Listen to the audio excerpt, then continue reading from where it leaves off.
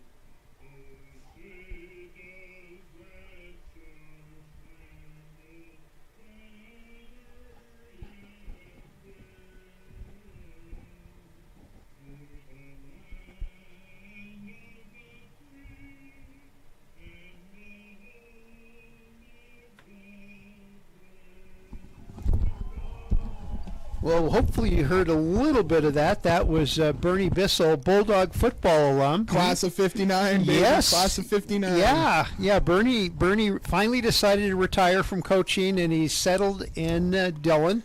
And It's really cool. Yeah, I learned something. His aunt was the first Bissell family member to come to Western, and that kind of started a land rush because Bernie came, his kids came, their kids came, and I'm pretty sure that their kids will probably come too. It's awesome to see him singing the national anthem for these games. He's, I believe, 85 years old. Getting to see him sing at these Bulldog games is truly special. It's a beautiful day for football here in Dillon, Montana. This is a great matchup. One thing I'd like to mention to those fans at home, it'll be interesting to see how the reffing is today because these refs are not from the Frontier Conference, so every reffing pool is different in what they're going to call and what they're going to see. It'll be really interesting to see, whether there's more holdings called or more pass interference. Are they going to let them play? That could play a huge factor in today's game. Okay, well, I was going to take a quick break, or can we do that? Okay.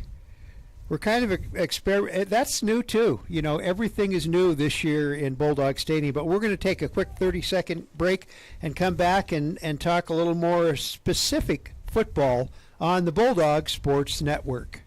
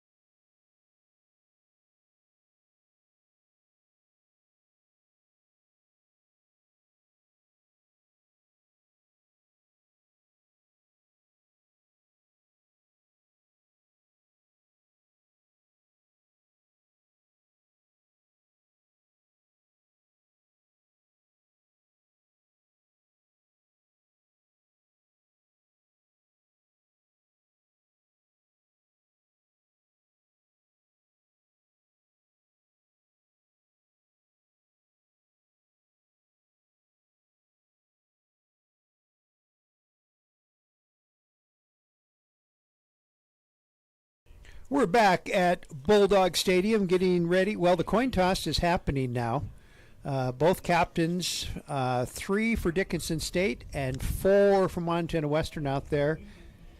And the toss. Looks like the Bulldogs are going to get the ball to start the game, while it looks like Dickinson State decided to defer to the second half. Let their defense take over. Now, strategy-wise, what do you think about that? I think that's interesting. I usually think that means that you like the favorable matchup, or maybe you'd like to have the double-up opportunity at the end of the first half, score at the end of the first half, get the ball back in the second half for momentum.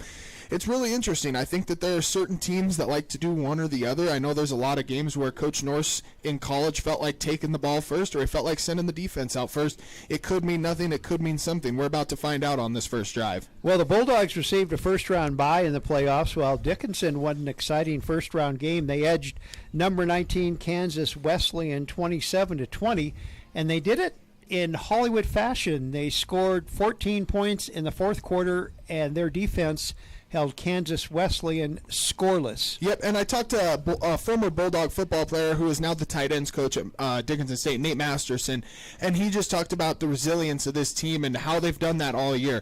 They've been able to win a lot of huge games. Their only loss on the year is to D3 Wisconsin Stout, who is a team who beat the number 8 team in the country in D3. That's their only loss, and they only lost 22-20.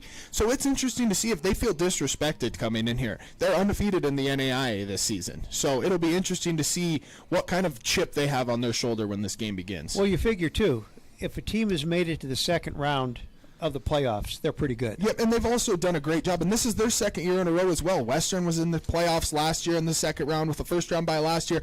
Last year, Dickinson State went up to Butte, Montana, and handled Tech fairly easily, rushed for over 280 yards on a day similar to today. It was very cold. We'll see if they have that same type of success today against the Bulldogs. Well, and we look at the matchups. Montana Tech, as you mentioned, in the playoffs, they will be hosting Northwestern of Iowa, and the kickoff goes. It's a short kick.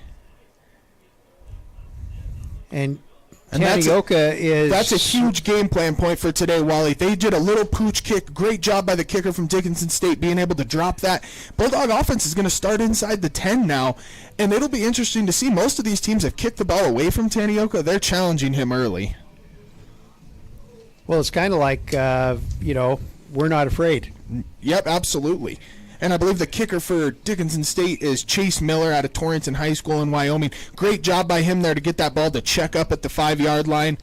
It'll be interesting to see what the Bulldogs decide to come out here and do first drive of the game. Well, Palandri at quarterback, Jake Humphrey right next to him. Humphrey sat out a couple of games nursing an injury, and he's healthy, ready to go. The Bulldogs had that week off. And Dickinson surrounding Humphrey. Good defensive effort by the Blue Hawks. So the Blue Hawks are running a little bit of a three-man front right now with a zero technique. Zero technique means head up on that center. It'll be interesting to see how the Bulldogs play against that. They don't see a whole heck of a lot of true three-man fronts in the Frontier Conference. They do have a walk-up DN here now. They're in a little bit of a forefront here. I'd imagine the Bulldogs on a cold day are going to try and get the run game going early. So Palandri, now Humphrey has moved to the other side of him. Back to pass, quick toss out, and it's good.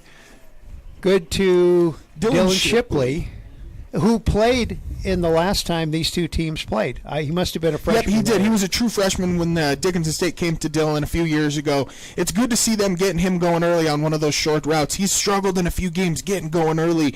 I know that for him, confidence is a huge deal, and he's going to get the ball early, and it could be a big day for Shipley. So 3rd and about 3 for the Bulldogs. First drive of this playoff game. Bulldogs dressed in their red jerseys, white numerals, black pants, black helmets. In motion is Norris, and Palandri's going to take it himself and pick up the first down. I think he's going to come up short, Wally. When you slide feet first, the ball goes back to where you started your slide, so it's going to be 4th and short here early. Yes, you're right. And they're going to be forced to punt on the play, and that's a big stop for Dickinson State early. They are a great defensive team on 3rd down. Bulldogs are a great offensive team on 3rd downs. Those battles come up huge in these playoff games. Well, that's just showing, that you think it's playoff nerves, maybe a little bit? No, I just think he probably thought he had the first down, but he decided to slide feet first, get away from that hit, and it just came up a little short. Eddie Dewart's going to punt here for the Bulldogs. Kick is away. And it's a little bit of a knuckler.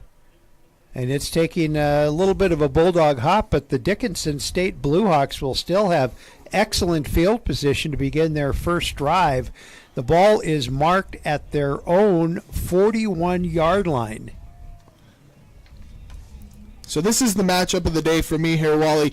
Getting to see this Dickinson State offensive line against a very good Bulldog defensive line and front seven, two of the best linebackers in the Frontier Conference. You've got Tyler Walker, Noah Rimmer, Kenai Leoa, James Oakes up front. The offensive line for Dickinson State has 5 seniors up front, I believe. 5 seniors. It'll be really interesting to see what that matchup brings today for a power-running football team like Dickinson State. Well, Will Madler is the Blue Hawk quarterback, and he's in shotgun, and he ends up right up the middle, and it's a decent run, good first down carry, and I think that's Brandon Zuroff. He picked up about 3.5, we'll call it 4 yards, so good first down carry. That's the kind of carry you want on first down. Yep, if they can get 3.5, 4 yards of carry all day, it could be a long day for the Bulldogs. It's just all about settling in these first 2 drives, though, as everybody knows. Well, Madler was the North Star Conference's MVP, and there's, a quick toss is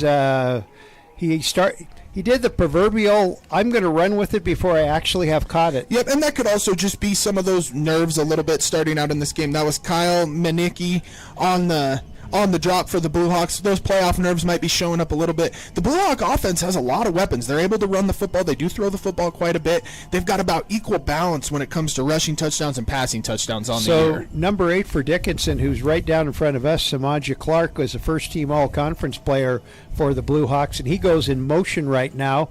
Madler back, and he's chased out of the pocket, and he passes over the head, and I think that was Brandon Swank over there defending the Blue Hawk Yep, Braden Swank on the play for the Bulldogs. Pressure created by Kenai Leula off the edge. That's a big matchup to watch. Him off the edge, creating pressure. A huge early 3-and-out. 2 3-and-outs back-to-back. It's a little bit of a feel-out game. It's playoff football. There are going to be nerves for everyone. Everybody in the crowd's nervous. All the families are nervous. The players are nervous. It's hard to not be nervous in these games. Well, and as you said, we have a full house. We absolutely do.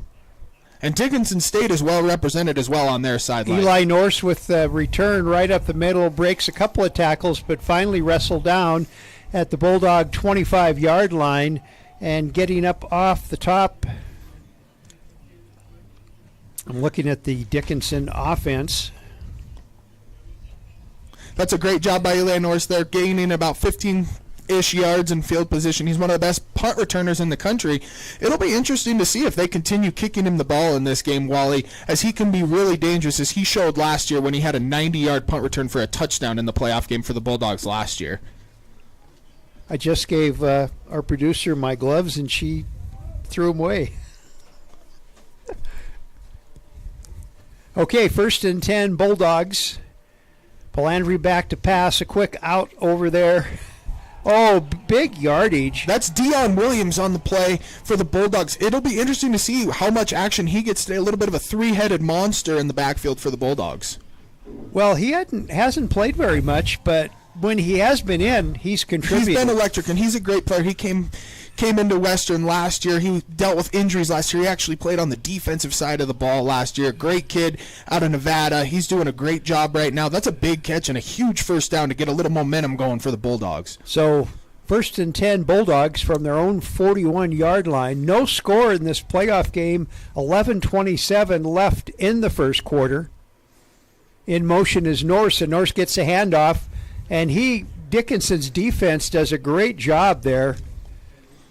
Nathaniel Jellick right there for the stop for the Blue Hawks. So gain of only would you say that's 2 or 3? About 3 yards, and that's one of those plays you don't see Western run a lot, is when they get in that empty set, no running backs, they hand the jet sweep off to Eli Norse, and he doesn't get very much. It'll be interesting to see if the wide receivers can get those blocks out on the edge as this game progresses. So Palandri in shotgun. Norse comes in motion, and now we're heavy to the right side. And handoff up the middle. Oh, and it's a fumble, and Dickinson recovers. And the ball is out there, Wally. That's a huge mistake here early in this game by Dion Williams. He just made a great play. It is crazy how much momentum can switch in these games. Dickinson State sets up with really good field position and a lot of momentum going into this drive. I look to them to try and get the run game going right here. You've got the momentum, sudden change on defense. It'll be interesting to see what goes on here. And Joey DeMarco was the Blue Hawk who recovered the fumble. DeMarco, 5'10", 175-pound senior from Oswego, Illinois.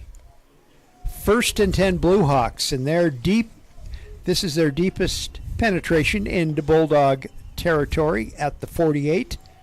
Madler back to pass, and he's going for it all. And there's Clark. It's an overthrow. He was wide open, Wally. We said it at the same time. That is an interesting matchup to watch here today. This Bulldog defensive backfield has played so well all year, Wally. Last year, obviously in the playoff game, Bulldogs give up over 400 yards in the air. They have got to get that under control early, either get a little pressure on the quarterback or play tight, confident coverage. So 2nd and 10 for the Blue Hawks. Madler in shotgun. Handoff right up the middle to Zuroff. And not much ground gained. It looks like it's going to be about 2 or 3 yards, Wally. Here's an interesting thing to watch, Wally, for the people watching at home. I can tell that the Dickinson State line is running the ball right now. Their stances do look to be tipping off, whether they are running or throwing the football. It'll be interesting to see if the Bulldog defense can pick up on that. So 3rd and 7. Madler back to pass. Here comes some Bulldog pressure. And he once had another again, open guy. Wide open, but this time that was Romeo Simpson on. That was J.K. Shealy. That's number 6, the Wolf position, a little bit hybrid nickelback for the Bulldogs. That's another interesting play. That was pretty tight pass coverage, but that was a pretty good throw by by the Dickinson State quarterback. We'd like to see him put it on the dot a little bit more, but that's 2 early big stops for the Bulldogs. And looks like the Blue Hawks are going for it. And it looks like they're going to run. They're in punt return safe right now. I'm assuming that they've seen pooch kick on possibly defense, but I highly doubt they're going to go for this. They're going to pooch kick this. Well, they're waiting. Are they trying to draw the I don't know. Bulldogs I don't outside? agree with that right there. I don't agree with calling the timeout this early in the game right there. It looked like there was a little miscommunication, but that's just poor communication on the Bulldog sidelines. And Coach Martello over there pointing something out to the officials. Interesting to find. We should have found out where the officials are from. Yep, and I'm sure we can get that information. But like I said, it'll be interesting to see if it affects the game at all. But right now for the Bulldogs, they've got to just relax a little bit. Things seem to be a little bit tense in my opinion, just from what we're seeing. It looks a little tense on the Dickinson State sideline too. It's early. A mistake like that, taking a timeout early can cost you a lot of things, but they've got things, and now the punter is out for Dickinson State. That's Ty Nelson, 5'10 junior from Dickinson, North Dakota, and here comes the Bulldog punt team out. Eli Nort's already standing down on the 10-yard line for the Bulldogs. It'll be interesting to see if the punter, Ty Nelson for Dickinson State, tries to put one of these in the corner right here this close to the end zone. They've got to keep this ball out of Norse's hands because they can't afford a big momentum play from him early. So end over end punt, and it goes over Eli Norse's hands or head. And that should be a penalty, Wally, because he did call a fair catch. And that is great football by Eli Norse. I can't tell you what a big play that is from a young player like that. He waved his hand in the air and acted like he was catching the football, and he forced the guy to tackle him while the ball went 10 yards over his head. You see NFL guys do that all the time. That is a very high IQ football play early in this game. Well, you figure that Eli has been, from the time he got out of his diapers, has been around football somehow. Yeah, absolutely. That is a very high IQ football play there. You love to see him do that early. He just got them an extra 15 yards. I don't see a world where they pick this penalty up. It's a penalty no matter in the term. You can't just tackle someone like that in open field, and I do believe he called for a fair catch. It was a great job by him faking out the defender. Okay, let's go. Oh, there is no foul. That is an interesting play. My guess would be that he didn't call for a fair catch. If he didn't call for a fair catch, there's really no way that can be a foul for those fans at home that are wondering. If he doesn't call for a fair catch, he is free game no matter where the ball goes. And the ball was already past him when he was tackled, so you can't call kick-catch interference if he hits him and the ball wasn't in play. With all the officials in the stands not wearing black and white shirts disagreeing with you. Yep, and the fans at home are probably wondering a little bit why it's picked up as well. But like I said, if it's not a foul, then they have to pick it up. If he didn't call a fair catch, then there's no foul on the play. Well, they're still having some kind of discussion. I believe they're talking about where the ball gets set up because it was a touchback, so the ball is going to come out to the 20. There's a little bit of a timeout in play right now, so it'll be interesting to see what Montana Western's offense wants to come out and do here. They tried to get the run game going early. Dion Williams on the fumble play had a hole.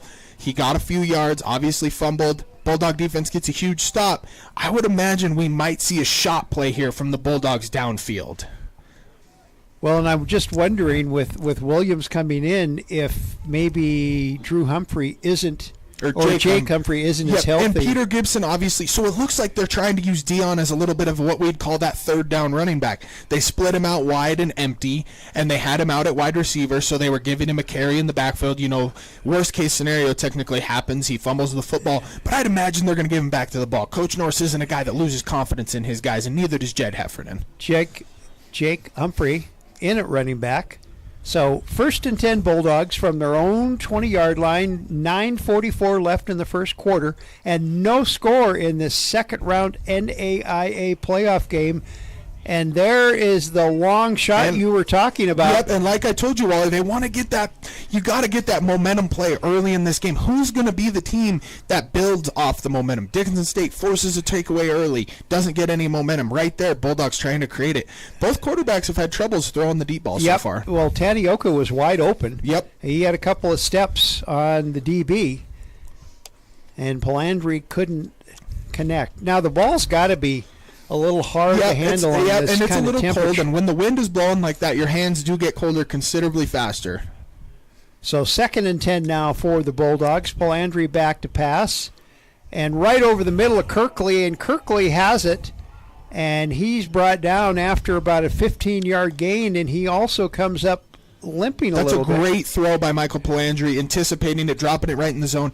That's one of those things the NFL has got out of their game, is that hip drop tackle where you kind of drop the hip on the ankle, and it looks like that's what might have just happened to John Kirkley. But he's one tough son of a gun, Wally. I would imagine he'll get back in this football game. Well, he's not wearing a long-sleeve T-shirt underneath his jersey, so in fact, not very many Bulldogs are, including the quarterback. 1st and 10, Montana Western. Ball at their own 34-yard line. Handoff to Humphrey, and the Dickinson line does not allow him to go anywhere. It's Riley Walters on and the tackle. Cooper McLaughlin also there on the stop. Cooper McLaughlin is actually his older brother played safety for the Dickinson State Bluehawks when my group had played them, and they're from Sidney, Montana, great family. He's a great player for Dickinson State. Also, they've got a few really good D linemen, and early this battle is going on inside. They haven't got much running the ball yet. Well, and it's interesting, there's 59 Montana kids on the Dickinson roster. Here comes blitz, and Tanioka picks up decent yardage on the catch. So those are big plays on 2nd and long, Wally. So you want to get that back a little bit. You want to get 6 or 7 yards when you only get a few yards on 1st down. Make it a little bit of a 3rd and manageable situation. Dickinson State's defense has been great on 3rd down this year. Best in their conference. Bulldog offense, I believe, is 1st or 2nd in their conference in offensive efficiency on 3rd down. This will be an interesting battle throughout, as neither offense has really got anything going. Well, John Kirkley seems to be okay in the sidelines. In motion is Eli Norse. Palandri back to pass, and almost intercepted. And Eli Norse was wide open right there. That play was for him. We call that an arrow return route. The Kansas City Chiefs have ran it in the Super Bowl 3 times to score touchdowns. He motions in and motions back out to the flat, and he was wide open right there. He should have been the first read. I'm not quite sure why Palandri didn't go there. He saw something that I probably didn't, or we didn't. And so that's an interesting, another little, 5 and out for the Bulldogs, and they've got to get something going on offense here early. Well, Carson Hunter, it looks like he's back to receive the punt, and they got a piece of it. Yep, they got a piece of it, and now he just downs it. Bulldogs get away from that one clean, but they sent the house right there, Wally. They sent 8 or 9 guys to block that punt. Bulldogs have to get these mistakes cleaned up early. It seems to be a little bit of nerves on both sides. Well, you look at it; it's all or nothing. You lose, you go home. You win, you advance. It absolutely is. So And both coaching staffs are very experienced. Both coaching staffs are littered with guys from Montana and ties to their own schools. The Dickinson State offensive line coach went to Billings Senior High School, played for Dickinson State for 5 years. He's been coaching there for 5 years. Russell McCarville, a Montana guy on the Dickinson State sideline. There are Montana ties connected all over through this playoff football game. So 1st and 10, Dickinson from their own 24-yard line. And Madler is back. Little toss. Huge play by James Oakes and there. That was Caleb Rist, I believe. And Oakes in on the stop for the Bulldogs after a 1-yard gain.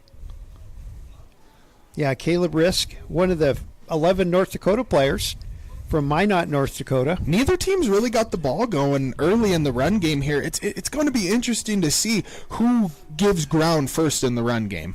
Well, 34 degrees, you said at kickoff, but it feels like 27 degrees.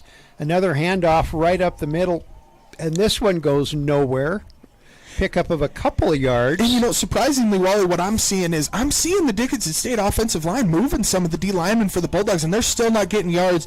This linebacking core for the Bulldogs is next level. Top 5 in the country, without a doubt, in my opinion. I've watched plenty of NAIA football. Keegan Mufich and Jace Fitzgerald do a great job on the inside, and right now they're making a lot of plays. Another 3rd and long here for Dickinson State. 3 all-conference linebackers, 3 all-Frontier Conference linebackers for the Bulldogs. Madler back to pass. And over the head of the receiver. And Wally, that is a great play. Landon Charlton on the play, sophomore safety. out of Washington. He is a great football player. I love getting to see him have success, but that guy was open, Wally. And once again, who is going to connect on one of these deep balls first? Because both quarterbacks have had open guys and have missed them. Whoever connects on one of these big play first is going to nab momentum in this first quarter or first half. Or which defensive line can apply the pressure first. Yeah, absolutely. And we could be in for a defensive ball game. So there's the punt. Norse calls for a fair catch this time at the 30-yard line. That's where the Bulldogs will take over. 6:20 left to play in the first quarter and no score. Other than how many mittens you're wearing and how many stocking hats. I wouldn't have guessed that this game was going to open up like this, Wally. I would have assumed that one of these offenses was going to get a long, sustained drive together. Western loves to get these 10, 12 plays drive going right off the bat, as does Dickinson State. Two similarly coached programs. I'm just wondering which team is going to be able to move the ball on offense first and get a little bit of a rhythm going. Well, Bulldogs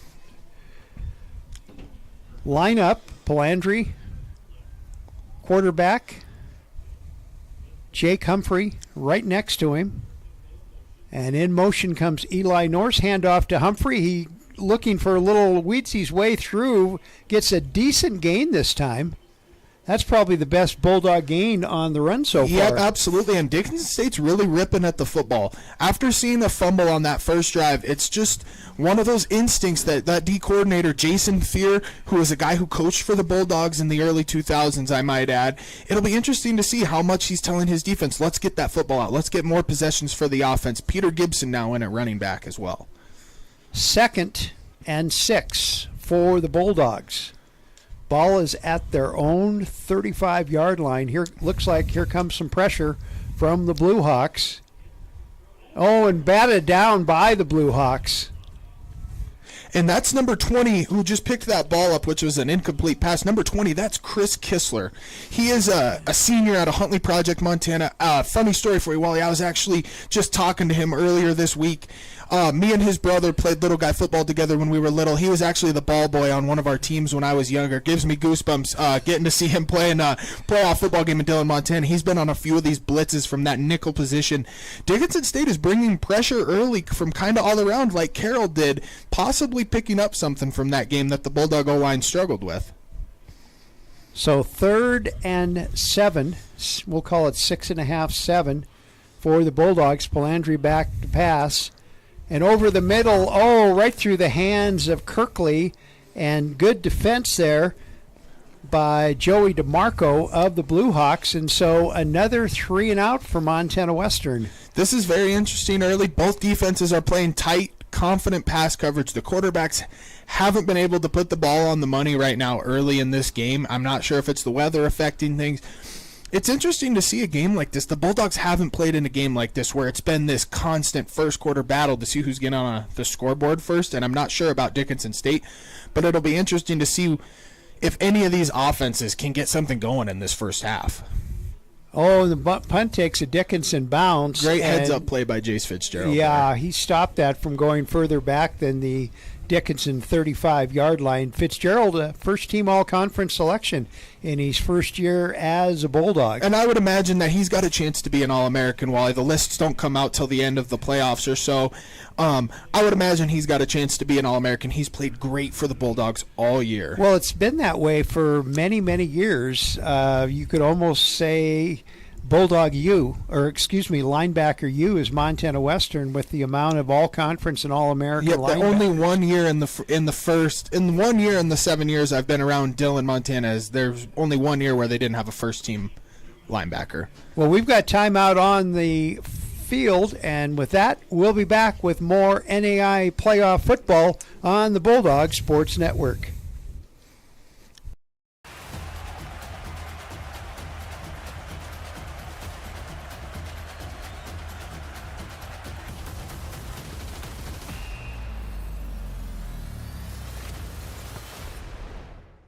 Possession.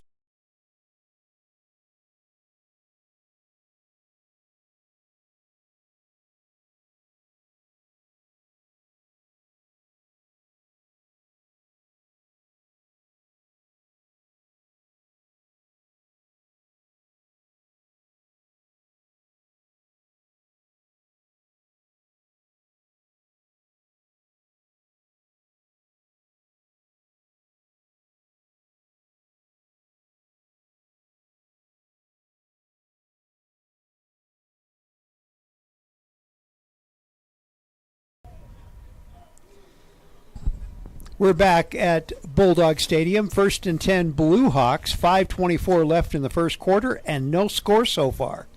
Blue Hawks with their 5th possession or 4th possession? I believe it's their 4th possession of the ball game. And there it is. Quick early momentum in the drive. Get a little hitch out to the Dickinson State wide receiver. That's number 8.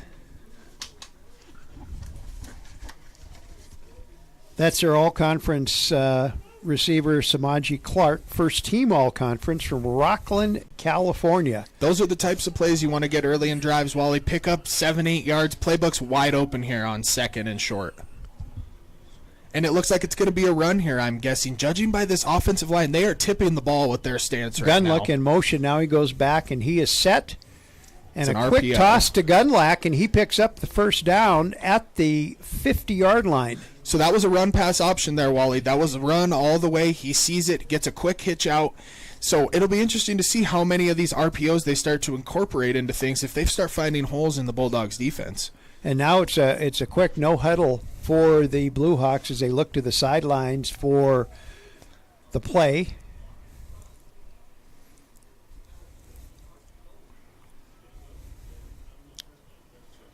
Madler steps up, calls the play again. Caleb Rist right next to him. Same exact play. Almost. And It is intercepted Jace by the Fitzgerald came up with that Bulldogs. football. That is absolutely huge. I cannot believe that Dickinson State just did that. That quarterback just threw the exact same RPO as the play before. Very smart football player by one of the smartest kids I have had the opportunity to meet in Dillon, Montana. Jace Fitzgerald comes from a great family. He read that so perfectly, Wally. His family sits right below our booth here. That is a huge play. They just ran the exact same RPO twice in a row, and he threw the same route. And you don't do that. You just don't do it very often. When you're playing against smart football players like Jace Fitzgerald, you cannot make that mistake. So 1st and 10 Bulldogs. That's the game's first turnover. And let's see if the Bulldog offense can... It looks like the number 2 defensive line is in for Dickinson State right now. Let's see if Bulldogs can grab the momentum here, Wally. That's what I was trying to say. Palandry back to pass, chased out. Now he rolls out. And to Eli Norse, good enough for a Bulldog first down at the Dickinson 40, let's see now where they mark it, 42-yard line. It'll be interesting to see if the Bulldogs can keep this momentum going. These sudden change situations that I've talked about before, Wally, if an offense can pick up the momentum from a takeaway just created by the defense, it can change the outlook of a game very quickly. So 1st and 10 Bulldogs. Palandry in shotgun, back to pass now. Here comes some pressure. He avoids it, runs. He's going to take it on his own, and he just falls down after about a 4-yard pickup. That's smart. He just fell down. He didn't slide. Yes, he did, though. Do you see where they are marking that football? It looks, to the people at home, they're probably thinking, whoa, it looks like he got more yards than that. And they explain it this way in the NFL. That ball, when your feet go forward first, it's where the ball starts when you're going down. So to the people at home, that looked like it was a 3-4 yard gain. That's what happens when you slide feet first. Okay. And it is interesting to see Palandry sliding this much early. So 2nd and we'll call it 8. 2nd and 8 for the Bulldogs on the Dickinson side of the field at the 42. Palandry back to pass. All day. And he's got lots of time, and he's going to run with it, and he's brought down this time. Couldn't find a receiver. Good cut. Well, it didn't look like anybody was too open downfield. I couldn't quite see through this corner. It looks like Shipley might have had a little bit of room. But the Bulldog line seems to be giving Palandry time here early. It's only a matter of time before he finds one of these wide receivers downfield. well, Shipley takes a little break on the sidelines, and he's replaced by Seth Shook. He's a player that you're impressed with. Yeah, he's done a really good job. He's playing in one of the most loaded wide receiver rooms, in my opinion, in Frontier Conference history. I do believe that there is 3 or 4 dudes in this wide receiver room that could play in the Big Sky, in my opinion. And he's the 5th wide receiver, and on any other team in the Frontier, he's probably a starter. Norse in motion. Palandry back to pass. Quick toss to Kirkley, who jumps high in the air. Yeah, and it's a great job by him protecting himself there. He's taken a few of those shots to the ribs over his years where he's caught those balls over the middle. Great job, bring it in, get down, live to see another down. We don't want to see him fighting for extra yards and possibly fumbling. He made that mistake against Carroll College once or twice, and I know that he's gotten a little smarter and studied the film and doesn't want to take one of those big hits over the middle. So 1st and 10 Bulldogs from the Dickinson 25-yard line. 1:18 left to play in the first quarter, and no score as of yet. Bulldogs are threatening. Hand off to Palandri to Pete Gibson. He finds maybe a yard if he's lucky. It looks like it's going to be about a no gain there, and it looked like there was a great job setting the edge there. I'm not sure that I quite caught the number right there. I believe it was Shell Osborne out of Laurel, Montana, set the edge there. And what we call that at Montana Western is boss power, where it's back on the same side. You pull the guard to that same side as the back. Great job setting the edge there by the outside linebacker. And as you said, no gain for Gibson. And Palandri back to pass again. Oh, and it bounces right in front of the intended receiver. Is that Shipley? I was actually just going to mention, Wally, it's been a really clean game so far. There is a penalty. It is going to be holding on the offense. I believe it's going to be on Marcus Lombard. It's been a very clean game so far on both sides of the ball. Lombard, a first-team all-conference selection from Hawaii. And he was also an All-American last year.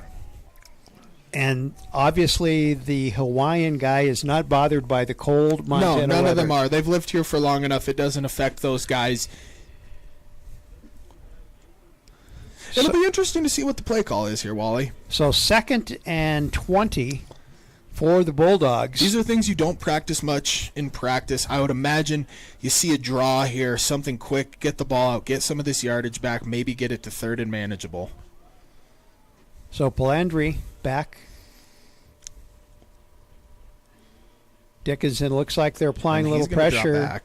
And ball is caught by Shipley over there. And manageable. He almost picked up the first down on that. Yep, and now it's completely manageable. 3rd and 5 is a manageable down. You practice that all the time. You've taken reps at it. It's great for them to get 15, 16 yards on that 3rd down play. Looks like we're going to have a timeout for Dickinson State. Well, with 13 seconds left in the first quarter, our score, nothing. We'll be back with more on the Bulldog Sports Network.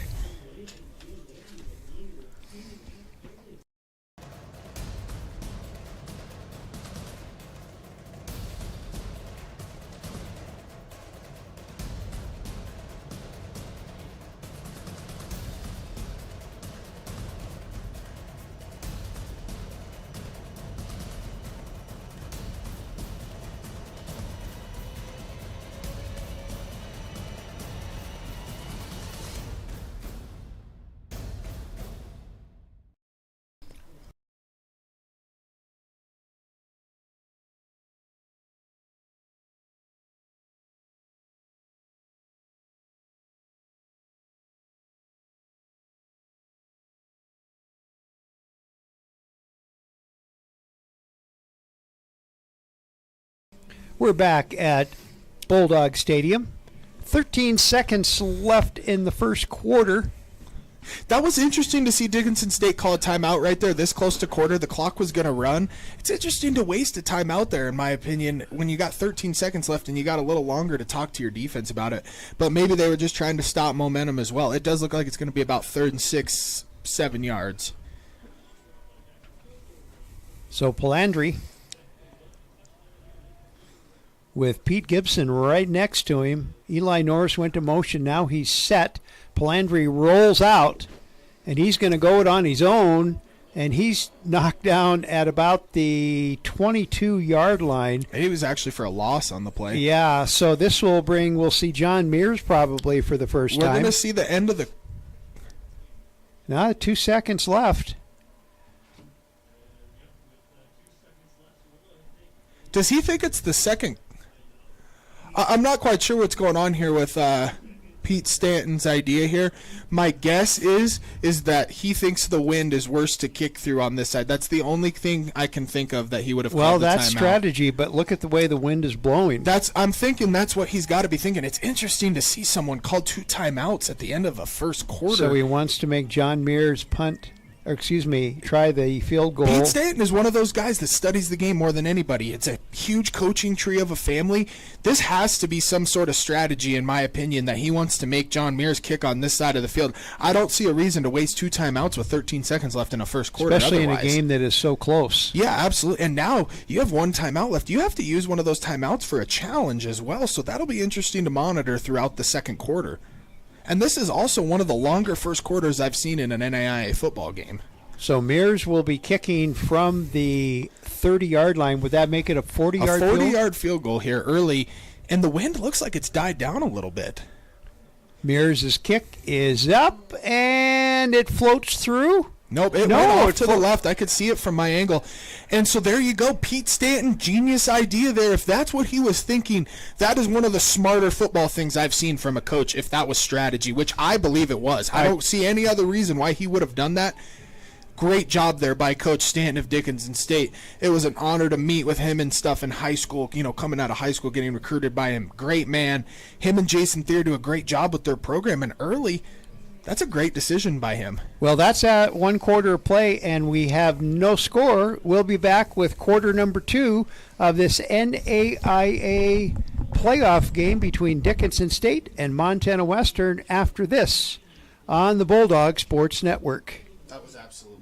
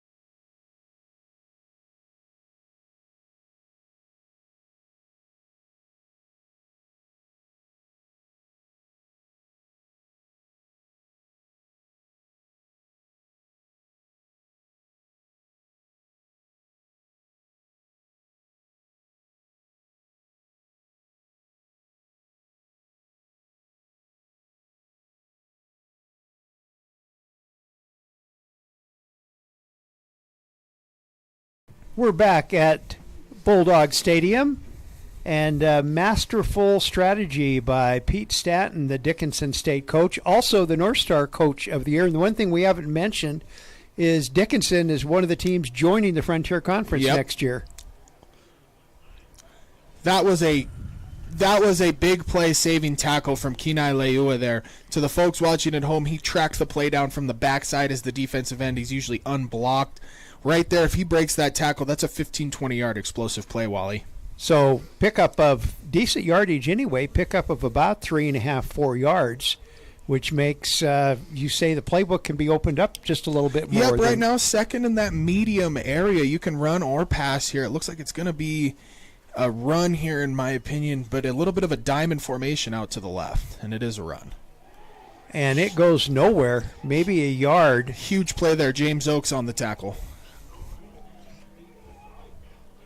And it's interesting to see James Oakes could be nursing a little bit of an ankle injury here. He has red tape on his cleats, judging he got his, and Coach Norris doesn't allow red tape on the ankles anymore, so I'd imagine that was done here in the game, but he is doing a great job. Honorable mention all-conference linebacker, doing a great job out of Laurel, Montana. Playbook's not as open here, Wally. You're going to have to find something. It'll be interesting to see whether they're going to try and throw it at the sticks or if they're going to try and get a big chunk play here. So 3rd and 7. Here comes some Bulldog pressure, and tripping on the 40-yard line is what it looked like was Samaji Clark. Another huge stop for the Bulldog defense. Quick 3 and out. That was less than, that's only a minute and 30 it's like, seconds it's off like the you clock. said, you did not imagine this would be a defensive No, I didn't struggle. imagine this being a defensive struggle, Wally, but also both defenses are playing so well and technically sound right now. And also, like I said earlier, these refs are letting these DBs beat up these wide receivers quite a bit, in my opinion. Oh, man, that's a huge play, Wally. He just kicked the ball into the back of his player. Bulldog football. Bulldog football on the 20-yard line of Dickinson State. And coming away with that, too bad we don't have an instant replay. Yeah, absolutely. Well, I'm not even sure you caught that as you just barely looked away for the ball to be punted. So what happened was, for some reason, the upbacks for the Dickinson State punt team looked a little deeper on that play than the last one, and he kicked it right into the back of one of his personal protectors. That's a huge momentum football play when the Bulldogs were just simply trying to return the football. They only sent 3 guys as a punt safe.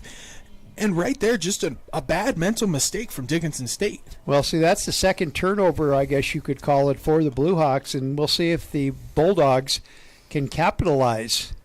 Palandri back to pass, quick out to Kirkley again. Kirkley struggles for yardage down to the 10-yard line. So red zone time for the Bulldogs. Look for Eli Norris to get involved here. He hasn't had very many receptions so far in this half, so I'd imagine that he's going to be targeting him. Or if we see Shipley isolated to the outside, we could see a jump ball to him as well, but it looks like they're going to come out in a condensed formation here. This offensive line has been, from start to finish, from season last year to this year, very, very experienced. Humphrey in the backfield with Palandri. It looks like man coverage here, Wally. And an end around to Norris, and he tries to find running room. And he actually did pick up a few yards. Great Picked up job a couple yards. Number 6 there, Joey DeMarco. Great job setting the edge there. He came down from his safety position and was right there in the running lane, or that could have been an explosive play in the red zone. So 2nd and 7 for the Bulldogs. Ball is marked at the Dickinson 10-yard line. So this is one of those possessions that's a little bit odd, Wally, because they can pick up a first down inside the 5. So that changes up the idea of the playbook a little bit, because you don't have to score a touchdown in these next 3 downs. So Norse in motion. Wide receivers heavy to the left side. Humphrey with the ball, finds some running room up the middle, and he picks up about 4 or 5 yards and brings the ball down to the Dickinson 7-yard line. It actually looks like it's at about the 4, Wally. I believe it's marked at about the 4. Oh, gotcha. Yeah, thank you. Yeah, absolutely. But here's another thing I was just telling you about. So it's a 3rd and short, and instead of being 3rd and goal from about that 4 or 5 yard line, now you have about 3rd and 3, 3rd and 2 to be able to pick this up. That opens up the playbook and creates a little less stress for the offensive coordinator. So 3rd and 4 for the Bulldogs. Humphrey remains at running back. Palandri, another handoff to Humphrey, and he's met by some good defensive pressure by the Blue Hawks up front. There's Riley Waters again. I apologize. I pronounced him Riley Walters earlier. I apologize to anybody that's watching that knows Riley. Great play there by him, Wally. Plugs about that little B gap area. The hole looked like it opened wide up, and he just came right in, and it looks like they're going to forego a field goal here and go for it. But like I said, it's huge that they can get a first down here and don't have to get into the end zone. So 4th and about 4 for the Bulldogs from the Dickinson. It looks like Coach Norris just called a timeout. So let's talk about this again. So we have timeout on the field, 10:37 left in the first half, and our score 0-0 on the Bulldog Sports Network.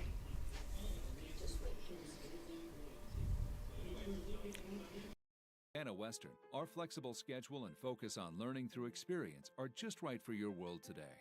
Experience 1, where you take one course at a time for 18 days and then move on to your next course, is designed to work for you, whether you plan to come to campus, want to stay close to home, or if you need to earn your degree while working or raising a family. And Montana Western is the most affordable university in Montana. Experience the difference, only at University of Montana Western.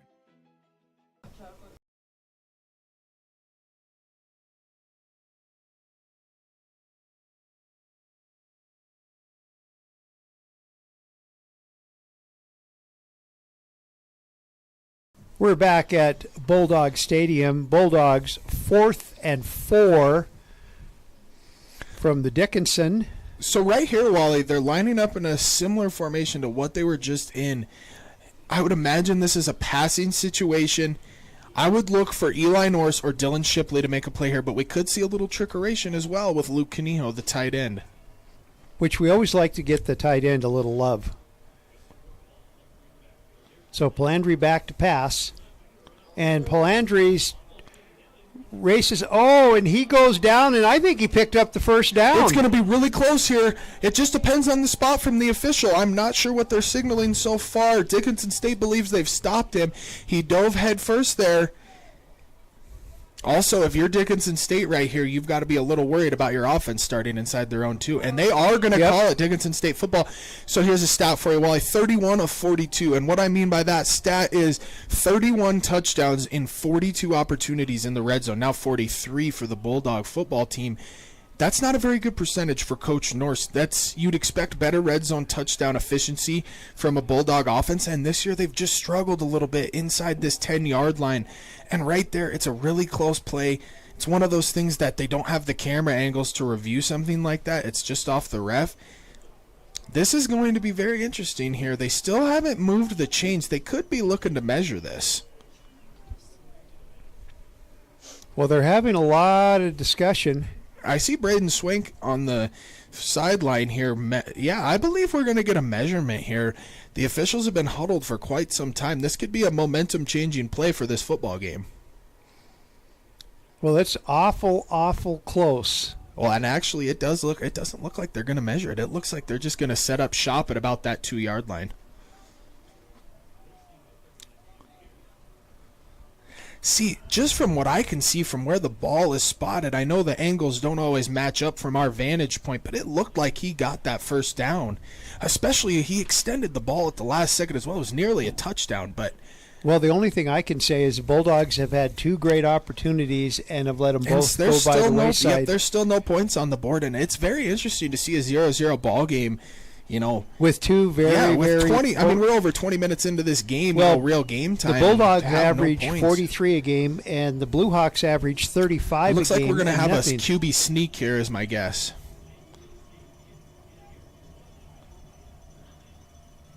Interesting strategy here from Dickinson State. And that's my point exactly. I don't know why you waste a football play like that. I just don't know. You should have more confidence in an offensive line that's this experienced. In my opinion, you can run the football here. You're on the 1.5-yard line. You tried, and it looks like they're actually going to give them about 2 yards, so it does work out. But I think it's just a little bit of a wasted football play there, trying to run a QB sneak on your own 2-yard line.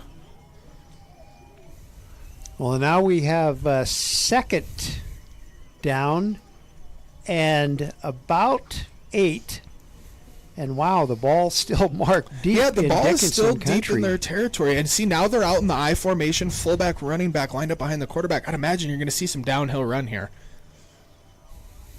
So another handoff, and the Bulldogs ready for it. Inside game is good for that Bulldog front and their linebackers.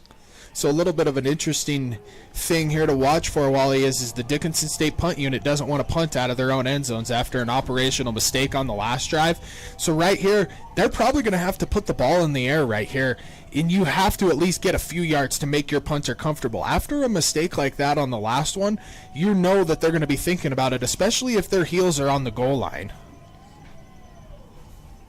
So third and, well, we're going to say 8, barely 8, for the Blue Hawks, deep in their own territory. Madler back to pass, and he's going to air it out. And he was right off his hands. Oh. He was open too, Wally. That was their good wide receiver, Samaj Clark. Will Madler is going to hit one of these deep balls eventually, Wally. You can only get lucky for so long right there, just in and out of the hands. But like I said, this punter is going to have his heels on the back of the end zone. It's going to be interesting to see how they attack this punt. It's the white. Yep. Right? And it'll be interesting to see how they attack this from a Bulldog perspective. And it's another bad punt. And it's going to take a Bulldog roll at the Dickinson 32-yard line. So Bulldogs another chance with excellent field possession. They haven't done anything with the first two chances. No, and the field position battle's honestly been interesting today. Nobody's really had to start with bad field position besides this last possession by Dickinson State and the first Bulldog possession where that kick landed inside the 5. I would imagine we've got to see some points here from one of these two teams very soon. The Bulldog offense is one of those teams that loves to score explosive touchdowns. I'd imagine we're going to see maybe a little dose of the run here first, maybe a deep shot. You just never know how you're going to react in these situations. Landry all by himself, except for Humphrey standing a little bit behind him. Pass to Norse. Norse avoids one tackle and another, and finally dropped down at about the 19-yard line of Dickinson State. Good for a Bulldog first down. So 1st and 10 Bulldogs. So they move the ball deeper into Dickinson country on first down, and that's what you like to see. But they've struggled at about this point. Yep, and once they have struggled. Once they get about 15 and in, I'm interested to see what kind of chunk play they've got drawn up here for the offense. So Humphrey remains the lone setback with Palandri. Palandri back to pass. Here comes a rollout by Palandri. There's just nobody open, Wally, on that play. Everybody was locked up across the board. All four-man route combination. Offensive line has given him all kinds of time. Dickinson State doing a great job in the defensive backfield so far.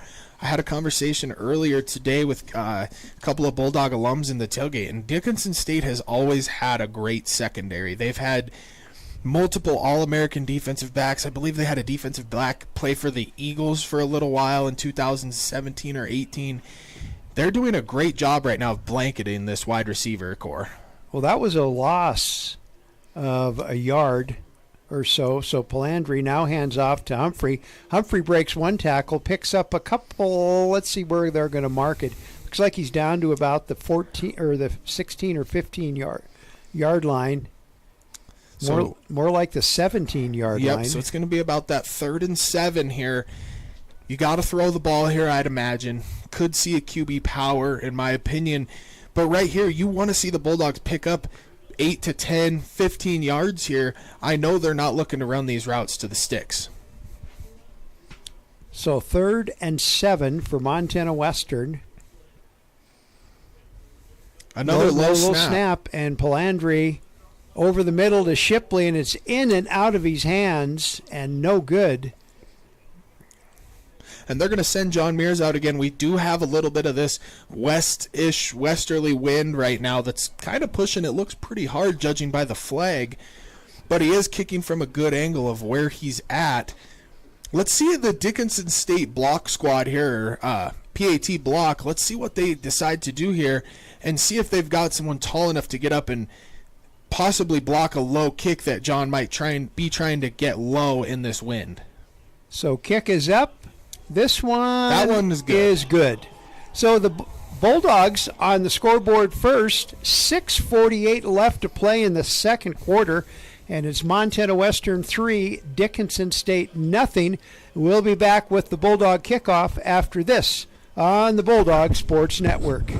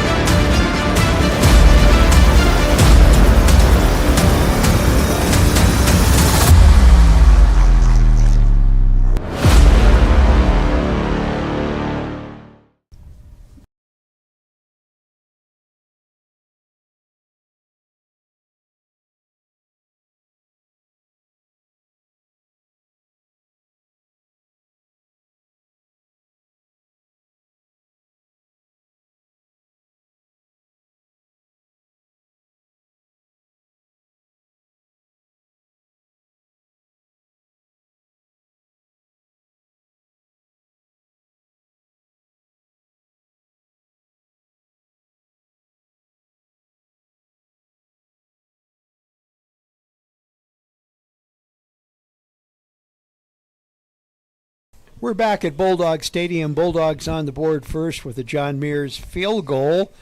They finally converted after. Yep, and the first playoff points in Bulldog Stadium history right there, Wally.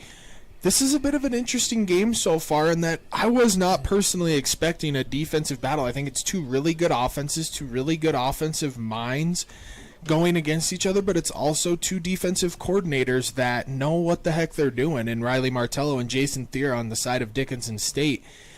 I would like to see right now what Dickinson State's going to try to get going on offense. I would imagine they're going to start going to the passing attack. They haven't hit a lot of intermediate routes today. It's either been deep balls, hitches. So short and long, I'm interested to see if they start hitting the medium-type passes here early in this game. Well, we're ready for the kickoff. And high kick to number 13 of the Blue Hawks, and he's going nowhere. He's wrestled down by a host of Bulldog special teamers at the Dickinson, they're going to say the 19-yard line or 13 or 20-yard line. Depends on where they mark. Oh, big hit there from Canyon Sargent on the play, on the great special teams play by him. He also recovered that fumble earlier on that punt. So right here, Wally, like I was saying, let's see if Dickinson State's going to come out here and try and throw these intermediate routes. I'd like to see if they're going to hit their tight end. He is a big human being. Number 15, Gage Gilbert, a freshman. It does say he was first team all-conference. It'll be interesting to see if they try to start throwing him the football. And a high snap, and it's going to cause problems. Tyler Walker. Madler had trouble with that one, and he handed it off. I think that was to Zuroff about the same time that Tyler Walker hit him. Great job by Tyler Walker, leading the team in tackles for loss. He's top 10 in the conference. Should have been all conference in my opinion. Great play by him. I'm looking to see this Bulldog defense start feasting on some of these run plays, early in this game, get into the second half, see if they start to settle in a little bit. So Madler faced with a 2nd and 12, and he's back to pass. And he's got chased all out day. of the pocket. And a pass to I believe that's the tight end, Caden Hole, who is an honorable mention all-conference And these are player. two big targets that you just don't see that often in the Frontier Conference. Carson Ochoa at Carroll College is one of the only bigger tight ends in the conference. Both of these guys are 6'5" and 6'4". I'd imagine we're going to start seeing them getting involved here late, and that's a play for the Bulldogs that you hate to see happen. When you're running around, you have 3-4 opportunities to at least get a hand on the quarterback, and he makes a big play, extends it, gets a first down. So great play by that Blue Hawk offensive line led by Scotty Woodruff, the offensive lineman of the year in the North Star Conference.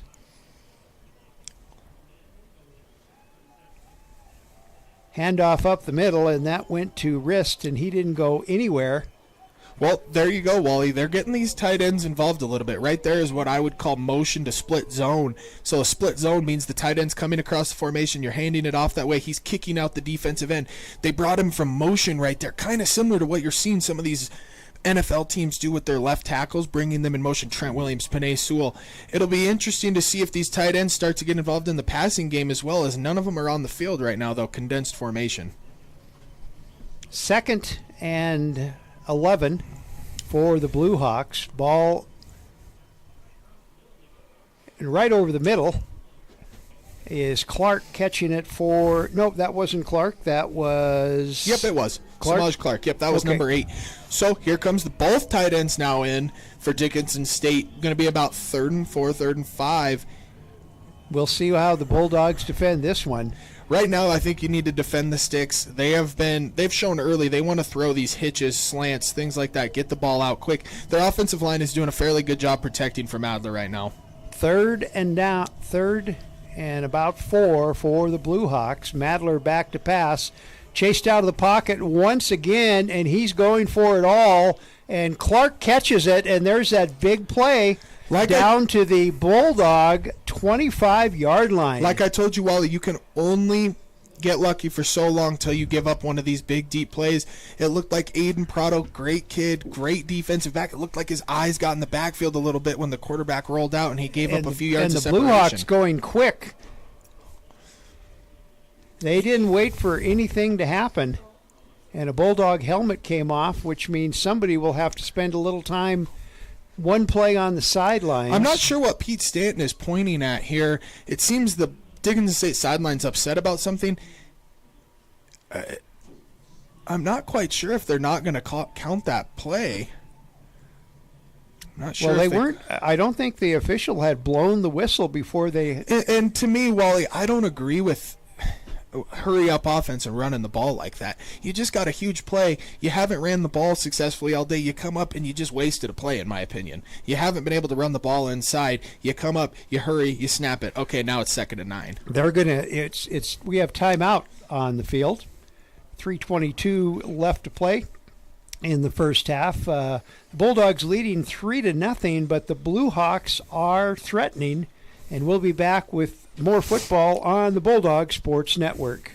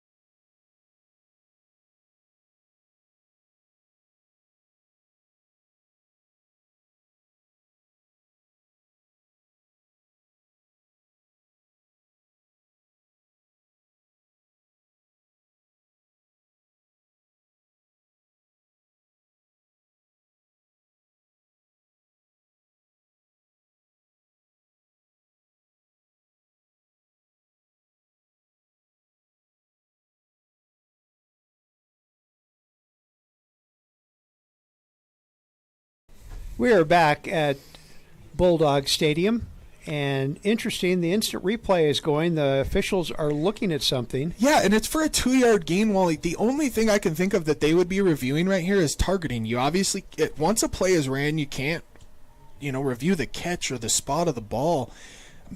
I'm not 100% sure what we're seeing here. Targeting's got to be my only guess.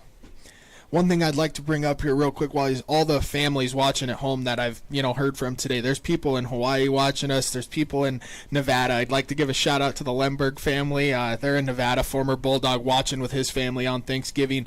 Plenty of other families from California, Washington being able to watch today. Happy Thanksgiving to them all, and thanks for tuning in to watch this great football game we've got the pleasure to watch so far. Well, it's been a defensive struggle. Haven't been a lot of points scored, 3 to be exact. And maybe some more in a second as the Blue Hawks, the Blue Hawks are threatening right now. I'm interested to hear from the referee. We'll have to try and quiet everything down around us to see what he is saying, because this is a really wrong review. I'm just not quite sure what he could be reviewing right now after a 2-yard gain on first down. Well, the instant the review booth is right next to us, and they look like they're. I would be interested to see if it's targeting or what else they could be reviewing. It doesn't look like Coach Norris is real concerned right now, so it's got to be something on the offensive side of the ball. One thing I'd look for the Dickinson State offense to do, though, after this timeout, they've gathered themselves a little bit. The Bulldog defense has had time to gather themselves as well. I'd imagine we're going to see another shot play on this 2nd and long play. Samaj Clark has been open multiple times downfield, and like I stated earlier, you can only get lucky for so long on overthrows, drops, things like that till you connect for one. Same with Western when they get back on offense. I'd imagine they're going to keep going to the deep shot. They pass the ball more than any other team in the conference. One of the best passing offenses in the country. Which one's going to get going first?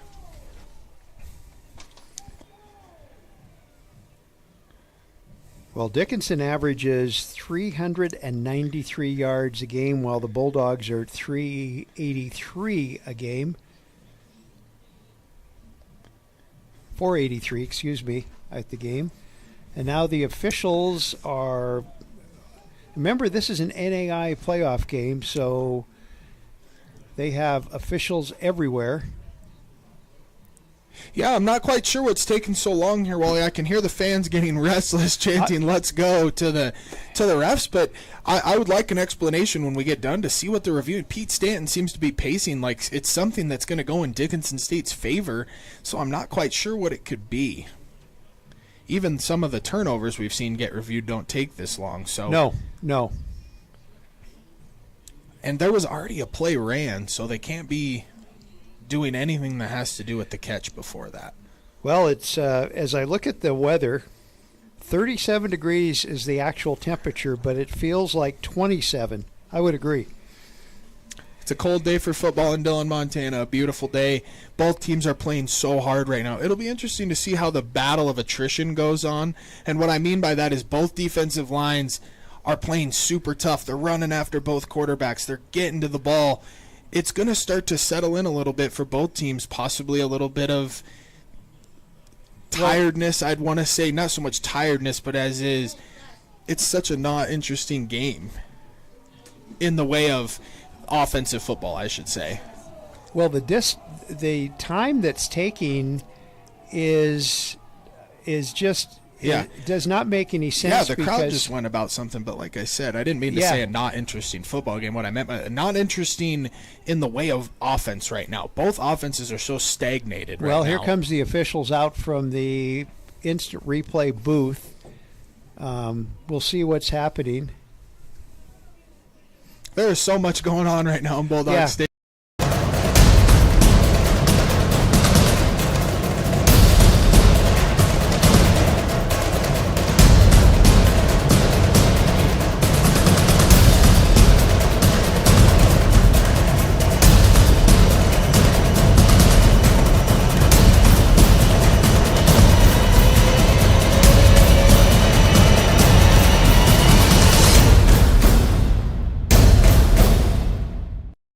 Right, but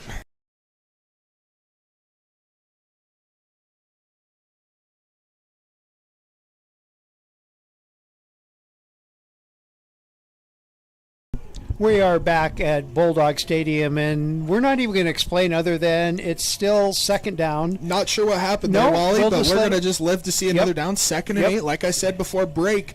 Let's see if they throw a deep shot here. Oh, and right over the middle, it was grabbed by C.J. Stenson, and at the same time, the ball hit him, a Bulldog, and was that Noah Zimmer? Nope, that was Brady Mounts there with a crushing hit across the middle. It's interesting, when you throw these slants, if you throw them and get the wide receiver extended from their body, it can create a huge contact in the middle of the field. Big momentum play for the Bulldogs. The crowd is on their feet. They're loud. Let's see if Will Madler can get one of these intermediate completions and get a first down here and continue this Blue Hawk drive. 3:20 left to play in the first half. Bulldogs lead 3-0. It's been a defensive struggle on a windy, cool day in Dillon, Montana. Madler back to pass, and he is pressured. And nice and they are letting him play. That is a very interesting call right there. Great job by Braden Swank. We'd like to see him turn around and look for the football. But that's why the refs are letting them play right now. He did turn around, though, didn't he? At the very end there, but that was more of a face guarding play, but they didn't call it. These refs, wherever they are from, they are letting them play right now, and now we're going to see a Dickinson State field goal attempt. Okay, and the wind's blowing right in this kicker's face. Keegan Mufich for the Bulldogs getting the crowd going. This is about a 41-yard field goal.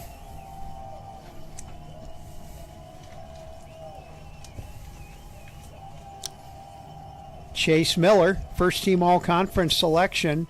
And they blocked it. And the Bulldogs blocked the kick, so it is still 3-0, and I'm guessing Mufich is the blocker. It looked like Mufich got a hand on that. Big play for him. He lives off that energy. Big play for him. Dickinson State gives up another block in the special teams area. Well, one of those Butte rats, you know.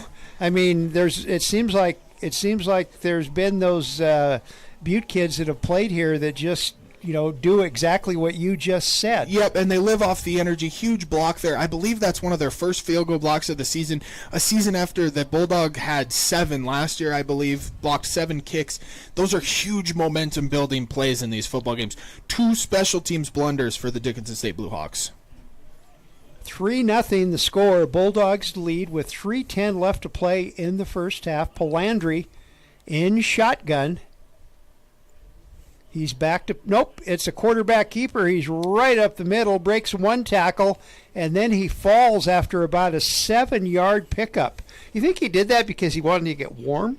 I'm not sure, Wally. I just think it's interesting early seeing Palandri slide so much. He hasn't taken a big hit yet today, and it might just be because of the cold, but they're hurrying up here. We're going to give him 8 yards on that one. 2nd and 2 for the Bulldogs. Palandri pass, right through the hands of Shipley. He tried to run with it before he caught it. He just looked upfield just a little bit of a mental error there. He'll come right back from that. But he was wide open right there on that play. I'm not quite sure what coverage they were in. I didn't see it. He's the only one dressed for winter out there.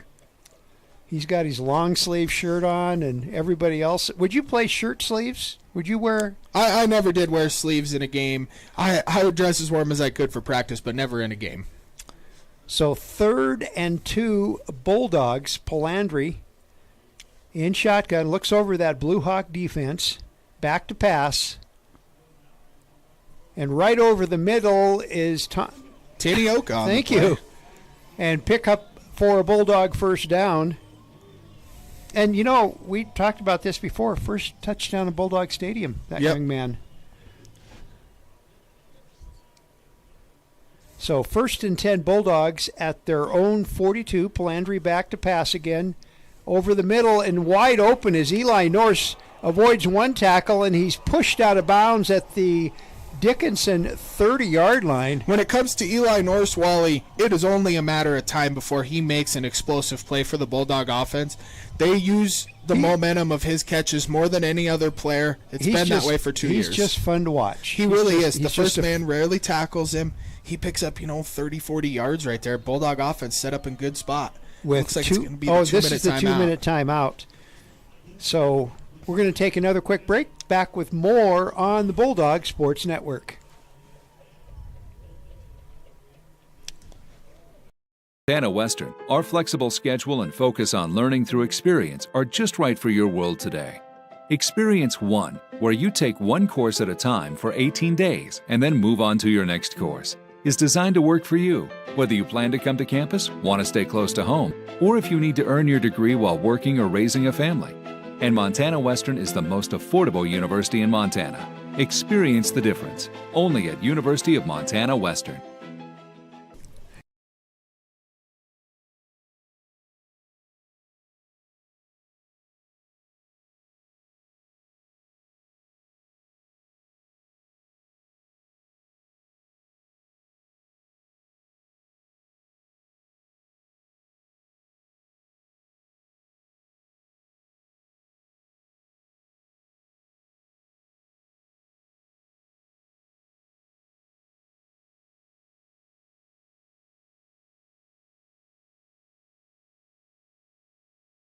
We are back at, I want to say Stroud Gymnasium for some. I guess I want to be inside. And speaking of the Stroud Gymnasium, their Bulldog basketball this afternoon, 5 o'clock. The men's team, correct? Yeah, they play University of Maine at Fort Kent.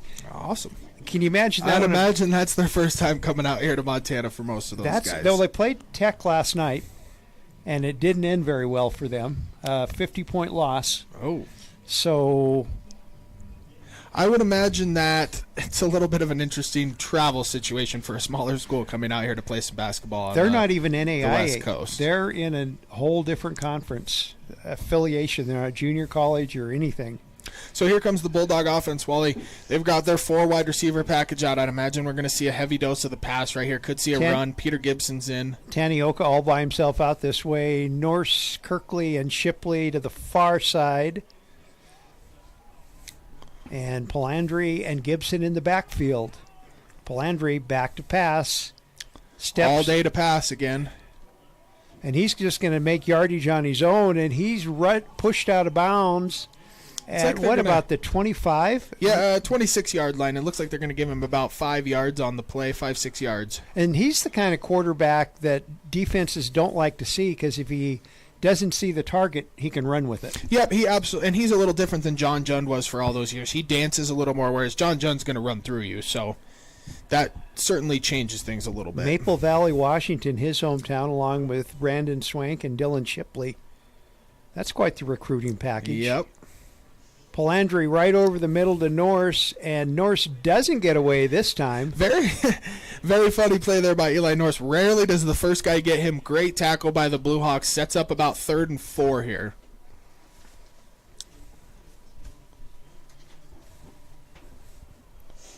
I think that was Jaden Hartwell, who was the defensive MVP in the North Star Conference. Palandri back to pass again, and wide open is Tanioka at the 5-yard line, and he gets pushed back at the 6, but I think they're going to give him the 5, aren't they? Yep, absolutely. It's going to be about that 5-yard line. Great throw there. Great anticipation by Michael Palandri. Great job by Tanioka sitting in the zone, not running to defenders, running away from them, and sitting down, catching the football, and getting down. And we've got another timeout. Timeout, Montana Western. 1 minute and 19 seconds left to play in the first quarter, and the Bulldogs in the red zone. And this time, the only place they can go is, can they pick up a first down at the? Nope, it's going to be 1st and goal. I got carried away. I was just. Are we in timeout? No, we're just talking. Wasn't quite sure. I zoned out a little bit. I was watching Coach Martello talk to someone down here on the sideline, talking to his defensive players. You see the players getting warmed up for a possible kickoff here. It's going to be 1st and goal about the 5-yard line. Now, like we were talking earlier, Wally, once they've got inside the 10-yard line this season, they have not been too efficient. There have been multiple times that we've watched on TV or we've called games where they've turned the ball over in the red zone. They've gone 4 and out in the red zone. Well, yes, let's look to see them get one in the end zone here. And this was going into the game. 37 of 42 times they were there, they scored.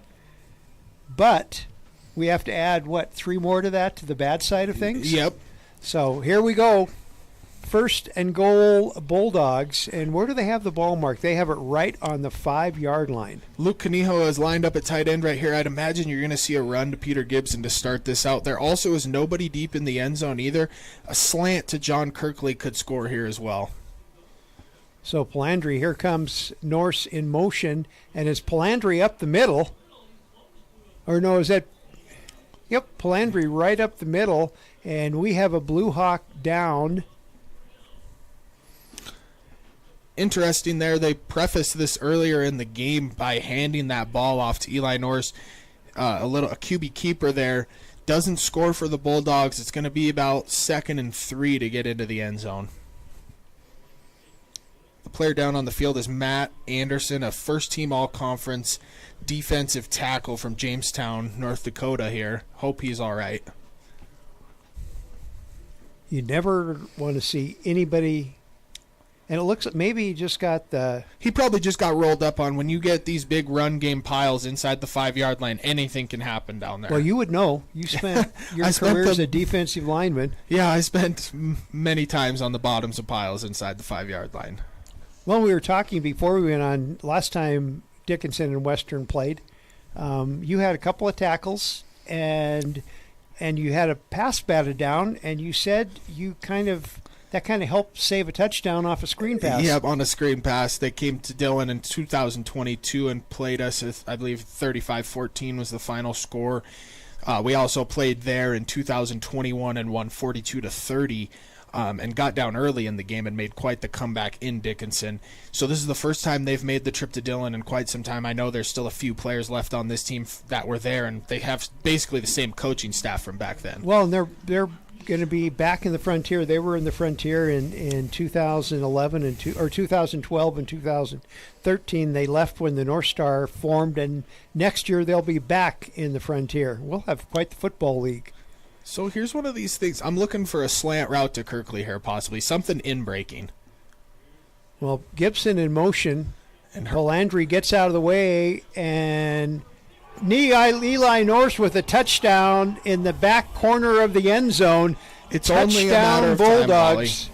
It's only a matter of time, Wally. When the quarterback starts to roll out, we call it scramble drill on defense. Lock up your man, any DB on someone. Eli Norse is so shifty there in the back of the end zone, you couldn't even see a defender near him right there. Wide open, touchdown Bulldogs.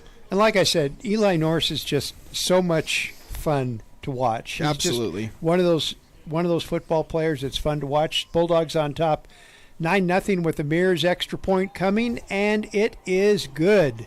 So, with 1 minute and 1 second left in the first half, it's Montana Western 10, Dickinson State 0. Back with the Bulldog kickoff after this on the Bulldog Sports Network.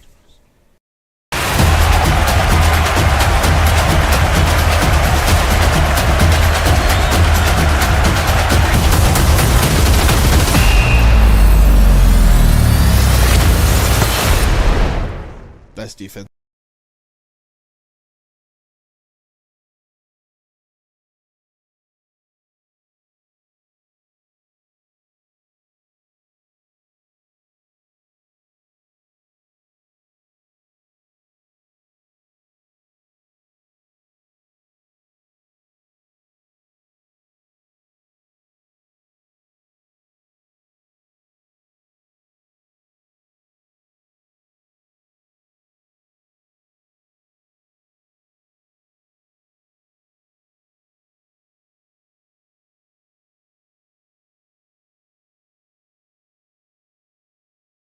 We are back at Bulldog Stadium. Bulldogs just scored on a Palandri to Eli Norse 4-yard touchdown pass, and the Bulldogs lead 10-0. Here comes the Bulldog kickoff.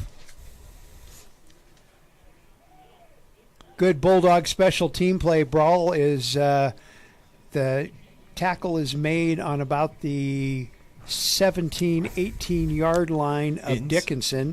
Big play there by the kickoff unit for the Bulldogs. They've pinned them inside the 20 a few times here now, and that's Canyon Sargent and Reese Stanish getting up off the pile. Two great special teamers for Montana Western. For Dickinson State here on offense, folks, they're going to want to go down and make this a one-possession game. I'd imagine they're going to air it out here, try and get a field goal or a touchdown here to narrow this before halftime. They also would have a double-up opportunity, and they get the ball in the second half. 55 seconds left to play in the first half. And instead they run the ball. That's kind of a... Do you think that they were... Well, I take that back. That was a nice gain by the Blue Hawks on first down with the run. So they're going hurry-up offense, so they do want to try and get something, but it would be really weird to me to not try and go get points right here. Well, and they don't have timeouts left, do they? They have one timeout left. Madler passing over the middle. And he was open again, Wally. Samaj Clark is going to catch a touchdown in this football game, and that is just my gut feeling by watching this Bulldog defense right now. He has been running wide open in the defensive backfield this half. Well, Braden Swank on the defense on that one, so it is 3rd and about 3 for the Blue Hawks. 25 seconds left to play. And they're going to go try and pick up the first down. I'm not sure if they're going to get it or not. And he did get it. It looks like they're giving him the first down, but that's a little bit of concession there to the second half by Pete Stanton. 20 seconds. 20 seconds left to play in the half. Clock is going to start running on the ready for play. I'd imagine they're just going to run the football here, take it to the second half, Wally. 1st and 10, Blue Hawks. And they do drop back to pass. And there's the double move. And right through the hands of... Great job by Braden Swank. It went right through the receiver's hands. Mr. Clark, through his hands again. They continue to throw him the ball on these deep double moves. And like I've said, Wally, they're going to continue to try and go after it. Right there, great job, great, tight, confident pass coverage by Braden Swank. The only thing I can say is the altitude of Dillon ever going to affect them compared to... I highly doubt it. Handoff up the middle, and the Bulldog defenders waiting for the Dickinson State running back. And looks like that's going to do it. So after one half of football, it is Montana Western 10, Dickinson State 0. We'll be back maybe with some stats after this on the Bulldog Sports Network.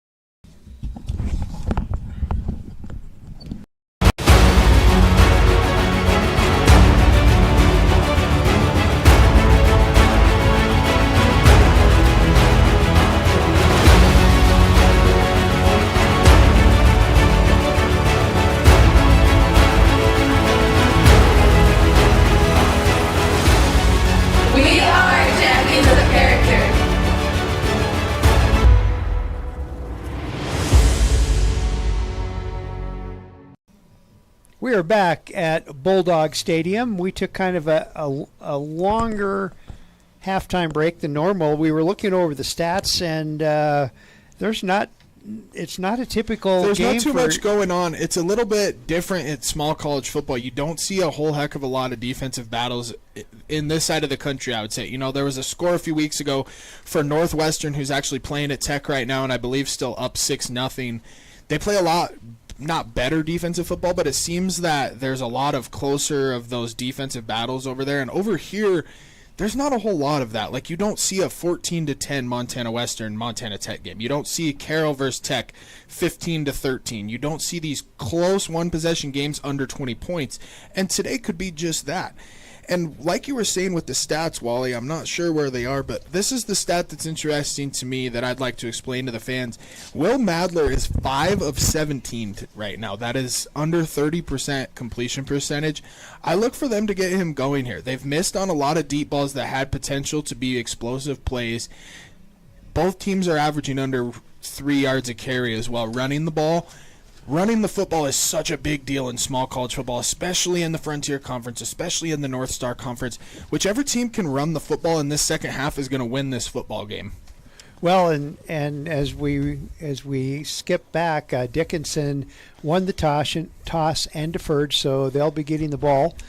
Bulldogs will be kicking off, so the Dickinson State Blue Hawks, who had an opportunity to put points on the board, missed a field goal. Yeah, and right now, they're just looking to go get 3 points here. I think that's a big step. You're obviously always looking for a touchdown, but right now, you have to come away with points on this drive, end the shutout that the Bulldogs are pitching right now, and then work from there. Your defense is playing great football. They've held Michael Palandri in check. He's the leading rusher. He's barely averaging 3 yards a carry on those rushes. Jake Humphrey, Peter Gibson, Deion Williams, nobody's found any success in the ground game. We have to see some sort of ground game success from one of these two teams, more than likely whoever's going to win the football game. And there's the kickoff, and here comes Bulldog special team, and they do well. They did a great job, but the Dickinson State return man, he did a little move, and he got a nice return all the way out to the Bulldogs had 4 guys running at him right there, Wally. I'm not sure. That's one of those deals where you see the player and it's like somebody's got to go make the play. That's what Coach Martello, Coach Norris preach. Somebody go make the play. Don't wait for the play to come to you. You just gave up great field position to start this game. So 1st and 10, Dickinson trailing 10-0 as we open up the third quarter. Will Madler, the North Star MVP and Offensive Player of the Year, gets back and gets things going with Braden Zuroff in the backfield with him. And a handoff to Zuroff up the middle, and he's met by Tyler Walker, one of the Bulldogs down there. Tyler Walker is actually leading the Bulldogs in tackles right now as well, I believe, with 4 total tackles in the first half. Him and Keegan Mufich are tied. That's big for the Bulldogs to have an interior defensive lineman making all your tackles. It means you're not giving up much. Well, nice yardage, though. 4-yard pickup of Zuroff on first down. So 2nd and 6 for the Blue Hawks. Ball is marked at their own 47-yard line. So excellent field position as they start out the second half. Handoff to Zuroff again, and he had room there. Big time room. He's all the way down to the Bulldog 39-yard line. Yep, 39-yard line. And they're running a little bit of a hurry-up offense here, Wally. It'll be interesting to see how they decide to attack that going on, whether they're going to hurry it up. They do these check with me's, we call them, where it is hurry up. The offensive line gets up there, they signal in. It's still taking 10, 15 seconds off the play clock, though. And now they have receivers spread out, and Madler goes back to pass and quickly passed and caught. Number 16, Kyle Manecki out of Sheridan, Wyoming, the junior with the catch, Wally. So it will be first down and good yardage. That's another one of those RPOs, Wally, where he had the opportunity to give it off, but he saw the corner was playing off, so he throws the out route. So 2nd and 4 and handoff to Zuroff up the middle, and he makes a nice move and gets open field yardage. He's down to the Bulldog 26. They may even get him down to the 25. Regardless, it's a first down. So, like I said, Wally, right as we came out of half, I said whoever can run the football is going to win this football game. They've got more than double the yards that they had in the first half in these first 5 carries of this second half. If the Bulldogs don't stop the bleeding here, the run game could start to open up for Dickinson State. Well, that front line of Showalter, Woodruff, Arnada, Calixco, Bennick, and Rollins making the Bulldog defense move backwards. Now Madler, pass, and good touch. Good. And there comes the flag, Wally. It was only a matter of time. In my opinion, on that one, that was great coverage by Braden Swank. You'd like to see him turn his body a little more to the football and not play so much through the wide receiver, but it's going to be pass interference on the defense. Well, and that will make it first and 10 from where? It is 15? It's about a 15-yard penalty, so it's going to be from about that 10-yard line. There you go, another shot to Samaj Clark. He is a great player. I am loving the route running I'm seeing out of him. He is always open, and I'm sure, like you said earlier, he's telling his quarterback that, throw me the football. They've probably targeted him more than anybody. I would bet out of the 19 passes attempted, at least 13 of them have probably been to him. So first and 10 Blue Hawks. Ball on the 10-yard. Nope. Hard to say. The lines people are moving around. And good catch. That's Manicki again. And he picks up good yardage. About to the 6-yard line, Wally. And the Bulldogs' defense is reeling. The Blue Hawks are having their way with the Bulldog defenders. And right now we have a new cornerback in the game as well. It doesn't look like Aiden Prado's out there. It's A.J. Ulrich's playing corner right now. Samaj Clark isolated out to the left. Could be a deep fade. With Swank. And handoff right up the middle. And right up the middle to wrist. And he doesn't go maybe a yard. Maybe. And Tyler Walker is wrecking this game a little bit for Dickinson State. He has got penetration a lot today for this defensive front for Montana Western. And as the crowd is filing in, they're probably looking down and wondering what happened. It has been a ground and pound game all the way down the field for Dickinson State. Well, the fact that they started in excellent field position, with a shorter field, and a handoff. And there's Tyler Walker again. And he goes nowhere. He's met about the 4-yard line, maybe. The official is standing right about the 5, standing between the 5 and the 4. We'll see where they mark it. It's going to be it's going to be 4th down here as well, Wally. Do you go for it, or do you just get the point? It doesn't look like they're going for it. I think you get the points here. Like I said earlier, you get to a 1-possession game and it changes things a little bit. You don't have that 2-possession deficit. It is the success they had running the ball on that drive. I am surprised to see they're not going for it, but you also want to get points. This seems like a chip shot field goal for their guy. So Chase Miller, first team all-conference in the North Star, is set to kick it for the Blue Hawks. Kick is up, and kick is no good. And it's wide right there, Wally, and a little bit of a color commentator jinx there. As I said, it was a little bit of a chip shot, and well, it's tough to be tough on coaches when you talk about the decisions. Do you go for it? Do you kick the field goal? Right there, obviously, they miss it. So it's like, hey, you should have went for it. But I think that was a good decision to take the field goal there. Well, and this, once again, it just shows that this end of the field is not good. It does seem good. like it's harder to make field goals down here. I don't know what it is, but you see the American flag down there, and it is going in all kinds of different directions. It's not just flowing in one direction. It's flip-flopping around up there, so that shows the wind is doing the same thing. And now Dickinson State's lost a little bit of the momentum, and it looks like Dion Williams is back in at running back for the Bulldogs.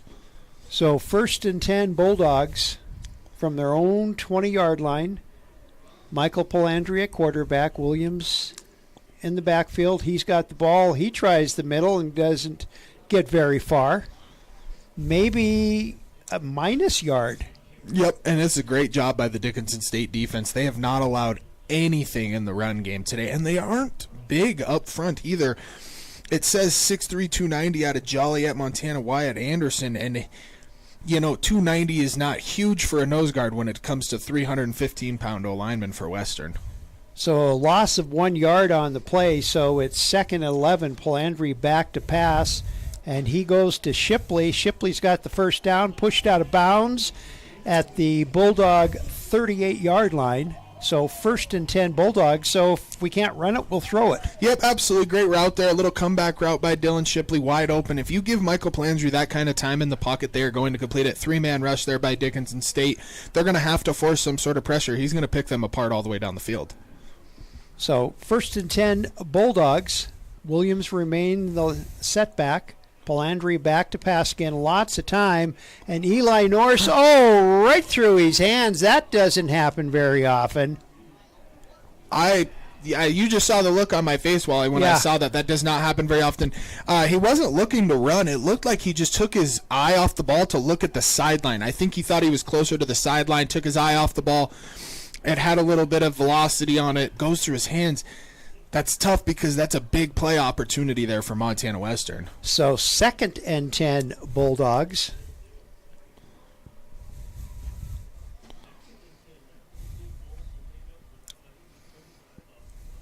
Palandri back to pass again. Here comes a little blitz. Palandri finally surrounded by Blue Hawk defenders and that's goes a big to the sack, ground. Wally. Huge sack. So now you're going to create 3rd and 15. You've got to just pick up a few yards and probably punt the ball away here. You know, you don't want to sacrifice momentum with an interception or anything like that. You don't see very many coaches take big opportunities or big chances, I should say, on 3rd and 15. Right now, I'd imagine they're going to get a draw and just probably concede the possession in a lot of ways. So Palandri. A little bit of miscommunication here on the Dickinson State defense, though. Eli Norris back into the game after sitting out for one play. Palandri back to pass again. And there it is. And they are Eli Norris, and he picks up the first down. So Norris said, I messed up on the other side. How about if I pick up a first down on this side? Yep, and they proved me wrong right there. I said most offensive coordinators aren't going to take that chance on 3rd and 15, but there you go. Kyle Wantland flexing his guns literally. Could it be that that's why you're up here and they're down there? It certainly could be, Wally. It certainly could be, but that was just going off basic statistics, but big first down for Bulldogs there. 1st and 10, Montana Western. Palandri back to pass. Little out to Eli Norris. He gets good positive yardage, pickup of about, 6 or 7 on that? Yep. And there's another good first down, chunky yards, open up the playbook for the Bulldogs. Michael Palandri is looking very comfortable in the pocket so far in this half. Besides that last sack by Dickinson State, they have kept him very clean in this game. Well, as you mentioned, that offensive line, the Bulldog up front boys have played very, very well. Palandri with Pete Gibson in the backfield with him, and Pete Gibson gets the ball, and he gets nice and positive delivers the ball yardage. there, Wally. First down, Bulldogs. Mr. Legacy number, he, of course, wears the 18 Legacy in tribute to M.J. Simpkins. So there you go, Wally, trying to get the run game going here. I'd imagine they're going to go back to it at some point on this drive. They've got to get something going in the ground game if they're going to win this football game. So 1st and 10 Bulldogs there on the Dickinson side of the field. And Palandri back to pass again, and he's got Tanioka open. Tanioka scores the Bulldog touchdown. Nice throw and catch. That would be, about a 35-yarder? Yep, 35-yard touchdown to Kobe Tanioka. He just goes behind the safety. It looked like number 39 on that play. Nathaniel Jellick out of Dickinson High School, or Dickinson, North Dakota, I should say, my fault. It looked like he just got his eyes stuck in the backfield, and Tanioka just went right over the top. Touchdown, Bulldogs. And John Mears checks into the lineup to attempt the extra point for Montana Western, and I think that's... Who is the holder? Is Keegan that Mufich. Okay. Mufich the holder. The kick is good. The Bulldogs lead 17-3. No, 17 to nothing. Yep, absolutely. And there you go. That's a 4-point swing for you there, Wally. And what could have been a 10-3 football game is now a 17-0 football game. In a 3-possession football game like this, you're going to have to start pressing the envelope if you're Dickinson State. You don't have a lot of time in reality to go make something happen. Well, we're going to be back with the Bulldog kickoff after this on the Bulldog Sports Network.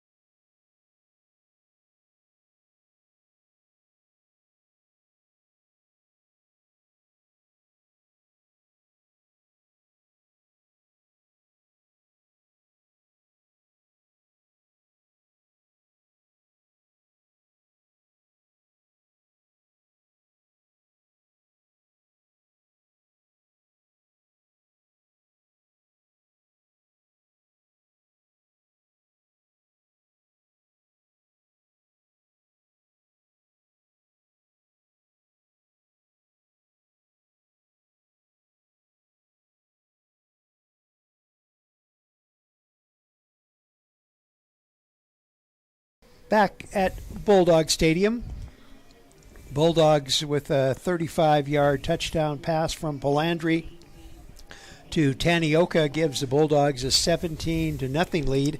7:08 remaining in the third quarter. Let's see if we see some tighter kickoff coverage here from the Bulldogs, Wally. They gave up a big return over 30 yards on the last kickoff that they had, so let's see if they can shore that up a little bit and get better field position for Kobe the defense. Johnson with the kick for the Bulldogs, and here comes the special teamers, and this time they cover the ball pretty well.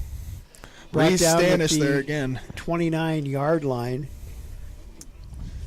So right here, Wally, this Dickinson State offense has to get something going. They need to put in a touchdown here to stop the bleeding of this game, and it doesn't feel like it's a 17-0 ball game when the stats are this close, but the Bulldog defense has played so well all day. They gave up some yards, but it's about bend, don't break. If you give up 60-yard drive, but you don't come away with any points, it's a wash, basically. So 1st and 10, Dickinson State. Ball is marked at their own 28-yard line. Madler back, and a quick out. Keegan Mufich was almost there for a pick. Meineke was out there, picked up the ball, they're going to give him 6 yards on the catch, and hurry up offense for the Blue Hawks. So this is one of those check with me's I was talking about, Wally. Fake it, get a little snap count. You saw James Oakes take a step forward right there, maybe show blitz. You get a different play in. And handoff off the middle. He's got a big hole, Wally. Big hole. That is wrist, and he's all the way down to the Bulldog 8-yard line, and you look around and there's no flags. It did look like a horse collar, Wally, but they're not going to call it. The refs didn't see it. So either way, that's a big run. And like I said, Wally, whoever can run the football is going to win this football game. Big carry there for the power back from Dickinson State. Well, that was the Blue Hawks' biggest gain of the afternoon. I believe that was one of their first explosive plays besides that pass to Samaj Clark. If they can start to pick up more of these explosive plays, it's going to make it an interesting football game. 5:55 remaining in the third quarter. Madler back to pass right over the middle, and that is caught by Meineke. And that's a big play there, Wally, and something that's a person that doesn't watch a ton of football would not know is he puts that ball on the money. That's a touchdown. He threw it a little behind his wide receiver, and it had to make him stop a little bit. He probably has enough momentum to get into the end zone there if he doesn't throw that ball behind him. 5:28 remaining in the third quarter. Blue Hawks knocking on the door, and they're knocking loud. They trail 17-0. Madler back, and ball, that was touchdown. Beautifully designed play there, Wally. We call that a trail route. He motions to the outside, fakes like he's running a flat, turns it back inside. It's called a trail route. Great concept there created by the Dickinson State offense and Russell McCarville. And touchdown to C.J. Stinson of Spanish Springs, Nevada. 6'2", 175-pound sophomore. Scores the first points for Dickinson State. Chase Miller will attempt the extra point. Kick is up, and kick is good. So, with 5:11 left to play in the third quarter, it's Montana Western 17, Dickinson State 7. Back with the Dickinson kickoff after this on the Bulldog Sports Network.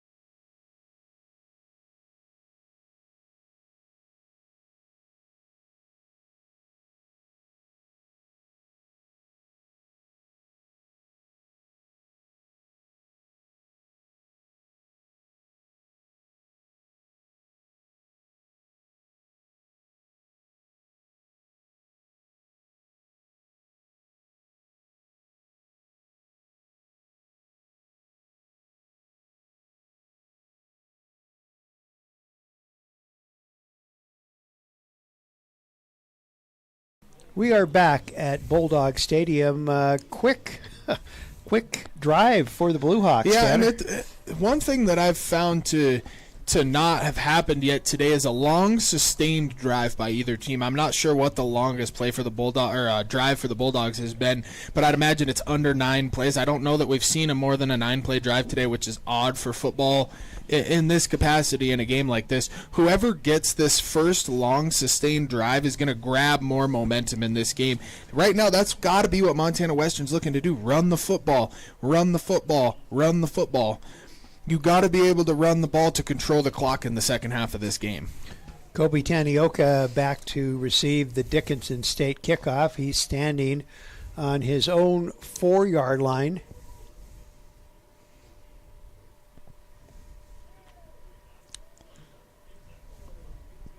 And Tanioka picks it up at the 7 and takes off. Gets through one, but Dickinson quickly surrounds him, and he's brought down at about the Bulldog 20. Let's see where they mark it, about the 23, 24-yard line. It's a great job by Dickinson State there, controlling Tanioka there. Doesn't give up much. 24-yard line to start the possession. Not a bad job there by the kickoff unit. Here you go. Defense for Dickinson State's going to send pressure here. I have that feeling that they're not going to let him continue to sit in this pocket. Their DBs are playing tight, confident coverage. Let's see if they start to dial up a few more of these blitzes on early downs to stop what could be a little bit of a running attack here by the Bulldogs. Well, Williams has checked in at running back. And there you go, Wally. 6-man pressure right off the bat. And quickly, Eli Norse has it, gets away from one tackler, finally knocked out of bounds. That's and knocked out of bounds. Wally. Yep. That is going to be targeting, I'd imagine, though. They always review targeting, but it will be confirmed, I would imagine. And there's big number 81, John Kirkley, protecting his friend Eli Norris. Obviously, close friends, played in high school together. Huge hit. I didn't catch the number, but I'd imagine that'll be the last time we see them in this game.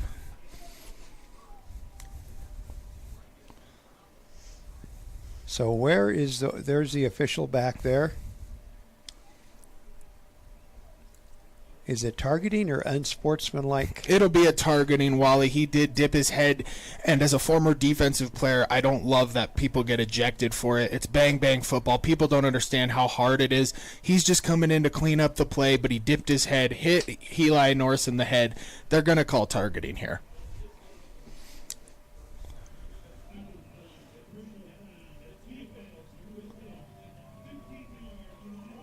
And they aren't going to call targeting they're here. Just going to call Very surprising there that they're not going to do that. I do love that, though, by the officials. Let the boys play. Give them an unsportsmanlike conduct. Let the guy continue to play. So very surprising. Ball marked now at the Dickinson State 43-yard line. And that's one of the best defensive backs for the Blue Hawks. They got very lucky there. Well, as soon as this ball snapped, it's over, and they won't review it. So Palandri back to pass. Lots of time. And he caught that. Eli Norris with the catch. He just kind of sat down and the ball fell in his lap. Yeah, it was a little bit of a missed throw there by Palandri, but Eli Norris makes him right and gets about 25 yards on the play. So 1st and 10 Bulldogs now at the Dickinson State 24-yard line. A little bit of attrition setting in here for the Dickinson State defense, Wally.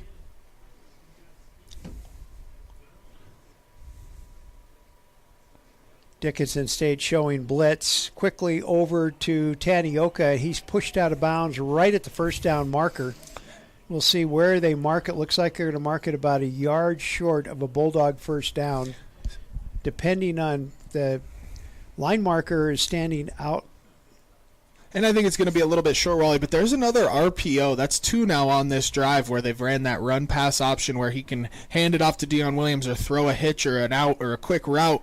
And there you go. They're getting some of these yards. One thing they haven't got to today is some of these quick screens to Eli Norris. If these DBs start to play a little bit of off coverage, look for a screen to Eli Norris later in this game. 2nd and a couple for the Bulldogs. Palandri back to pass again. Chased out of the pocket. Now he just gets rid of it. So good defensive pressure put on by the Blue Hawks. And I believe that was Shell Osborne and Wyatt Anderson creating the pressure for the Blue Hawks. So Peter Gibson in for the Bulldogs. I'd imagine there's going to be a heavy dose of run here on 3rd and short, Wally. So Kirkley and Tanioka split out to one side. Eli Norris way out to the other side. And it's going to be a Michael Palandri quarterback keeper, and he's all the way down to the Blue Hawk 5-yard line. So we got the run. We just maybe didn't get it who we thought we were going to give it to. Just a simple QB power play. Great job by the offensive line. Great job by the puller picking up the inside linebacker, creating a big gap. Palandri, 12 yards on the play. And all of a sudden the sun has come out. So Palandri in shotgun. Pete Gibson right next to him, and Gibson gets the ball, works his... Michael Palandri with the fake there. Yeah, he faked me out. A little bit of a split zone read there. Tight end across the formation, doesn't give it to Peter Gibson, keeps it himself. Down to about the 2 or 3 yard line. That's about 13 carries now for Michael Palandri. That's probably close to a career high for him, I'd imagine. He's the leading rusher for the Bulldogs. So 2nd and goal. So here goes Dickinson State again with this defense where they're playing a little bit of man coverage in the red zone. It doesn't look like they're keeping anybody deep. Watch for these in-breaking routes here, Wally, if they decide to throw the football. Touch pass to Eli Norris. And, he's brought down from behind. Oh, my. That could have been seriously ugly there for the Bulldogs, and it still does look like there's a Bulldog down on the field. It looked like Eli Norris's leg almost got caught up funny. Thank God he's okay. Tanioka gets up, and he'll go off, and Dylan Shipley will replace him. So 3rd and goal from the 4. Dickinson State has done a heck of a job today, Wally, defending these touch passes, jet sweeps we're seeing out of Montana Western. Eli Norris, probably one of the fastest players in NAIA football, and they have not let him get the edge on them once today. I'm not sure something's going on. Oh. Someone wasn't all the way up on the ball. Okay, so illegal procedure penalty on the Dogs. It's going to back them up to, I believe, about that 9-10 yard line, which 2nd down from the 10-yard line inside the red zone can make for a tough day. Well, the the ball. Whoa. Dickinson State declining the penalty to create a 3rd down. So here's another strategy, in my opinion, from Pete Stanton. He's thinking to himself, I have seen the Bulldogs stopped inside the 5 multiple times this year. I've seen teams have goal line stands. They haven't been great in short yardage in the red zone. I'm going to let them play 3rd down, 2 downs to score, my guys versus yours. So Palandri at quarterback, Gibson at 1 at the running back, Eli Norris in motion. Palandri back to pass, chased out of the pocket, chased again, and again breaks away. He's got Kirkley. And Kirkley with the touchdown for the Bulldogs. John Kirkley. So you got to hand it to Michael Palandri for getting out a problem. And then the fact that Kirkley said, here I am. Yep, he's one of the best quarterbacks at that in the country. I would almost guarantee it. Making a big play. He's almost back to the 30-yard line. They get a sack, though. They probably don't get points out of this drive. He gets back, works towards the end zone, finds Kirkley wide open back of the end zone. Touchdown, Bulldogs. And John Mears will come in to kick the extra point. And watching Greg Fitzgerald down here, who is Papa to Jace Fitzgerald. Great job there by the Bulldogs. Like I was saying earlier, Wally, before this drive, someone's got to create a long, sustained drive. The Bulldogs just did it, eating more than 4 minutes and 30 seconds off the clock. It is now back to a 3-possession ball game. And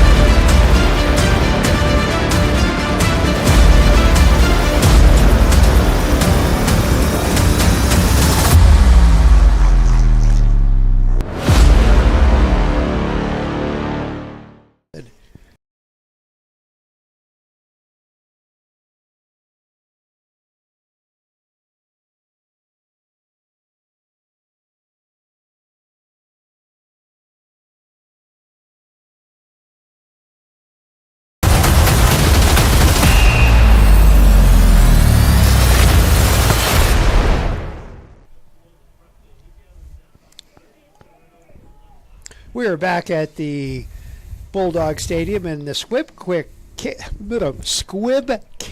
by the Bulldogs. Do you think that was intentional? Yeah, absolutely intentional right there from the Bulldogs, giving up the field position to not give up the big return, it looks like to me. Let's see what this Bulldog defense can do here. They've got some subs in for the D-line for one of the first times today. That D-line's played a lot today. You got Keepa Sakalia, Devin Crow, and Aiden Martin in for the Bulldog defensive line. Let's see what they decide to do here up front for Dickinson State.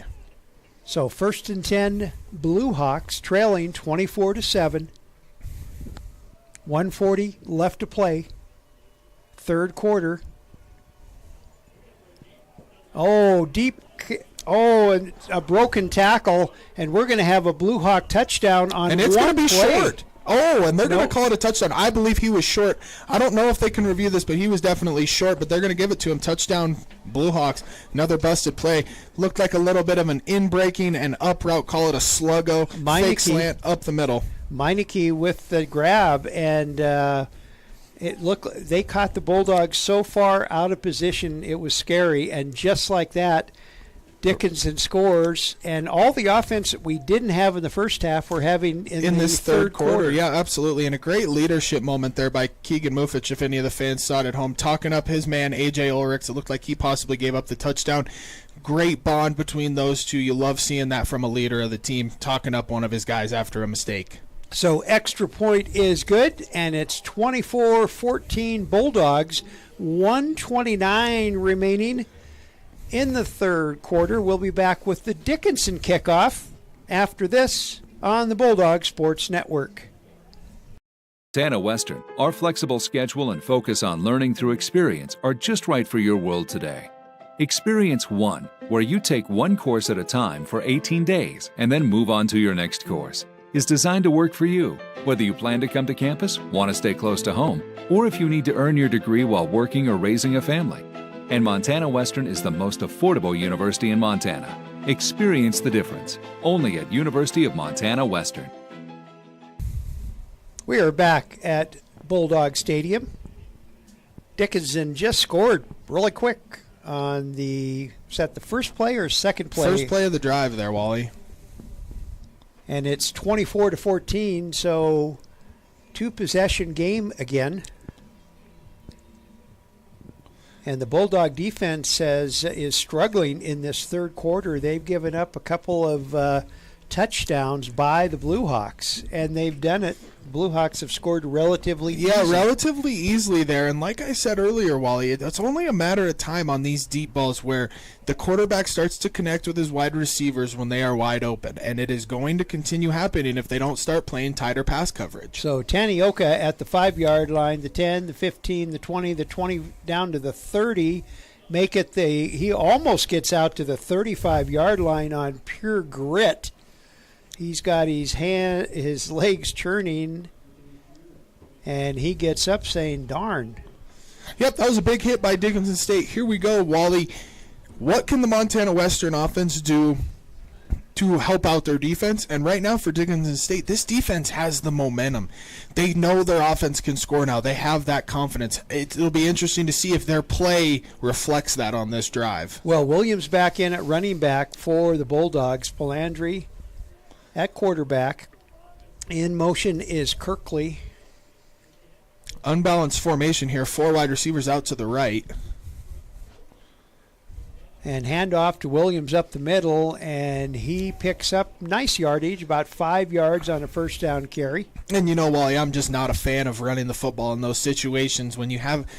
I've seen some teams do it in the past. Now, they had some success there, get 5 yards on first down, but when you line those 4 wide receivers up and you run it back to the left, it doesn't really fool anybody. But great job there by the Bulldogs getting 5 yards on first down. So, 2nd and 5, Montana Western. Palandri, it's a quarterback keeper all the way, and Dickinson says, no way, Bay. And they surround him. And he loses yardage on that one. It looked like Big Max Eaton out of Glendive, Montana, number 92 on the tackle for Ben loss. Glassick, number 84 from Miles City, Montana. Great job by those number 2 D linemen for Dickinson State, getting them to 3rd and long.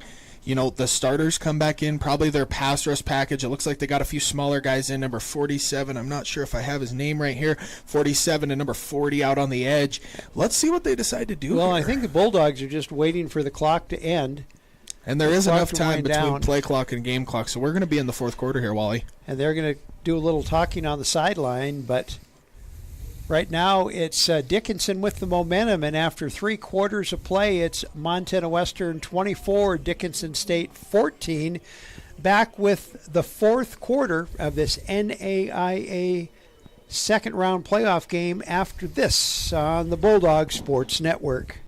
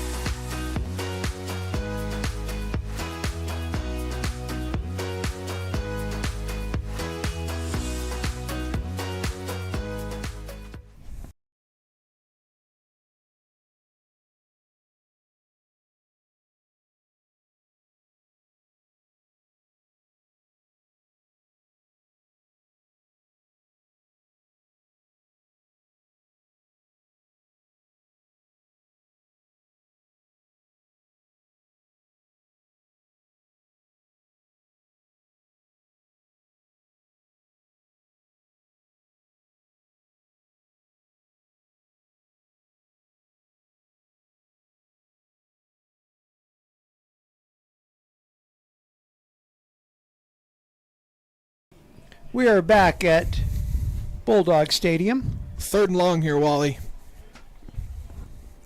Bulldogs leading 24-14, but all the momentum right now wearing a white jersey with silver helmets.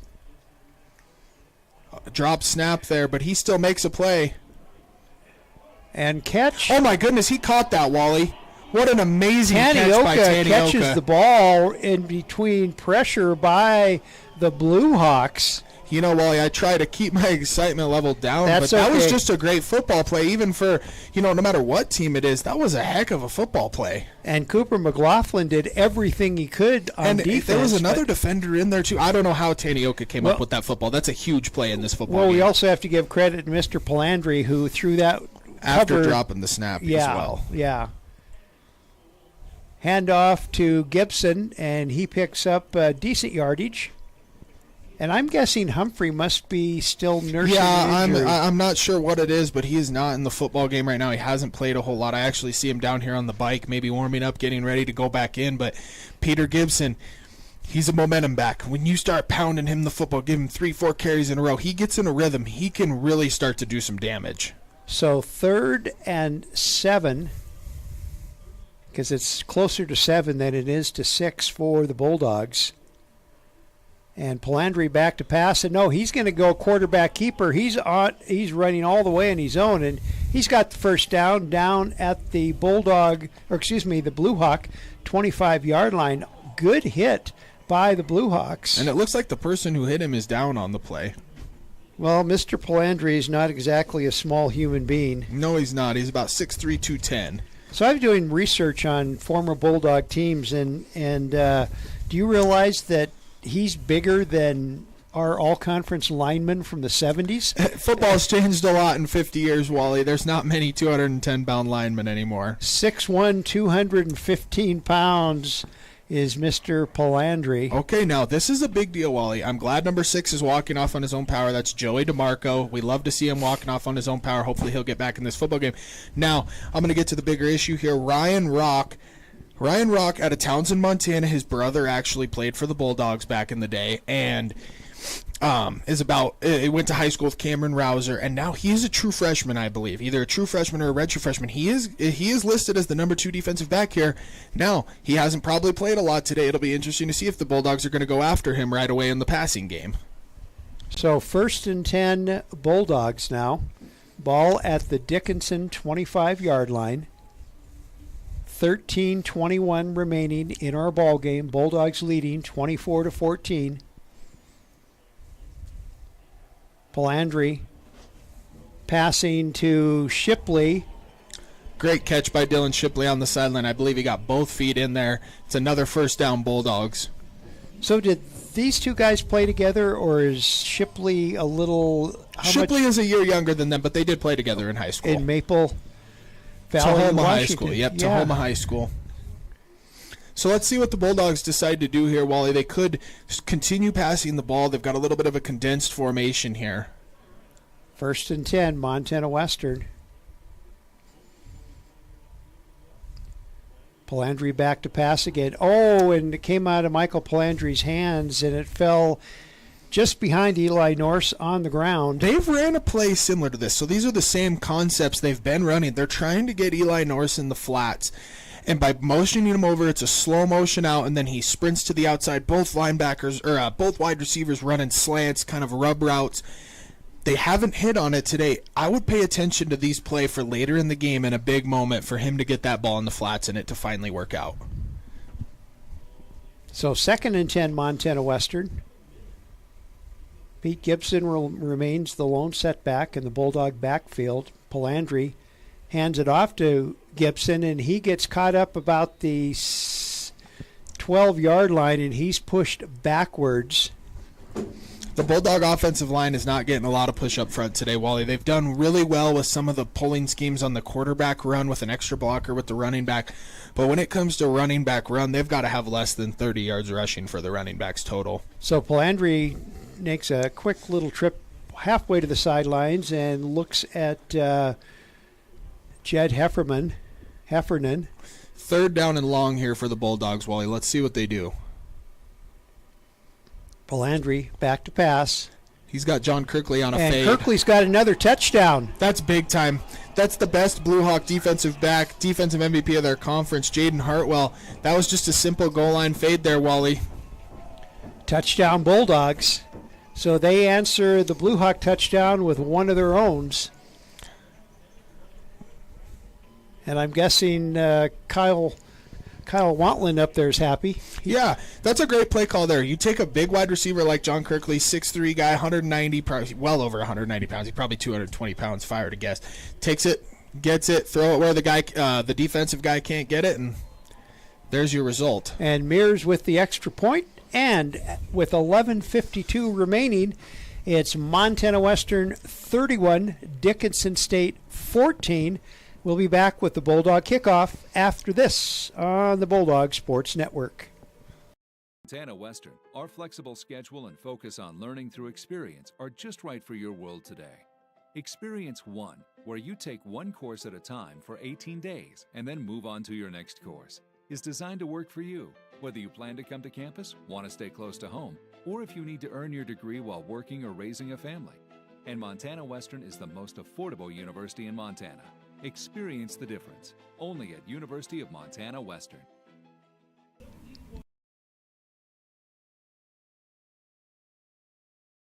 We are back at Bulldog Stadium.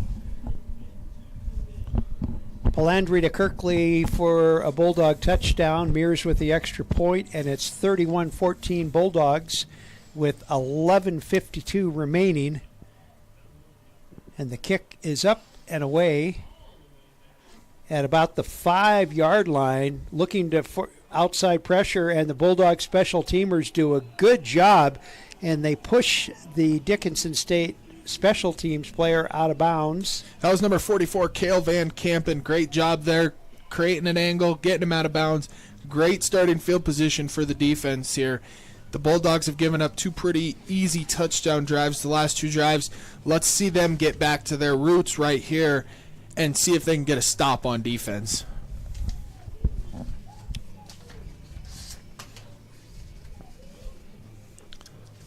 One thing to look for here from the Dickinson State offense is a deep ball to Samaj Clark. They haven't tried that in a while. We could see a double move here down on the bottom, Wally.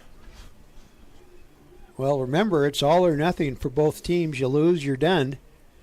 Right over the middle, and that was a great defensive play by Mufich. And he's got his fans. Yep, I can hear him cheering for him now. That was a great tackle across the middle. A little bit of a motion inside by number 5. Runs a little drag route. Only gets about 4 or 5 yards. Empty formation again for Dickinson. C.J. Stenson with the catch on that one. And another one to Stenson. He picks up the first down this time, so they're nickel and diming it down. Yeah, a little bit of a different strategy here. Like you just said, Wally, they're going to take what the Bulldogs are going to give them right now. The time is going to be of the essence here soon as we're ticking under 11 minutes in this game. When you're down 3 possessions, you got to think we have to get points here or the game could be over. So 1st and 10 Blue Hawks. Ball is marked at their 32-yard line.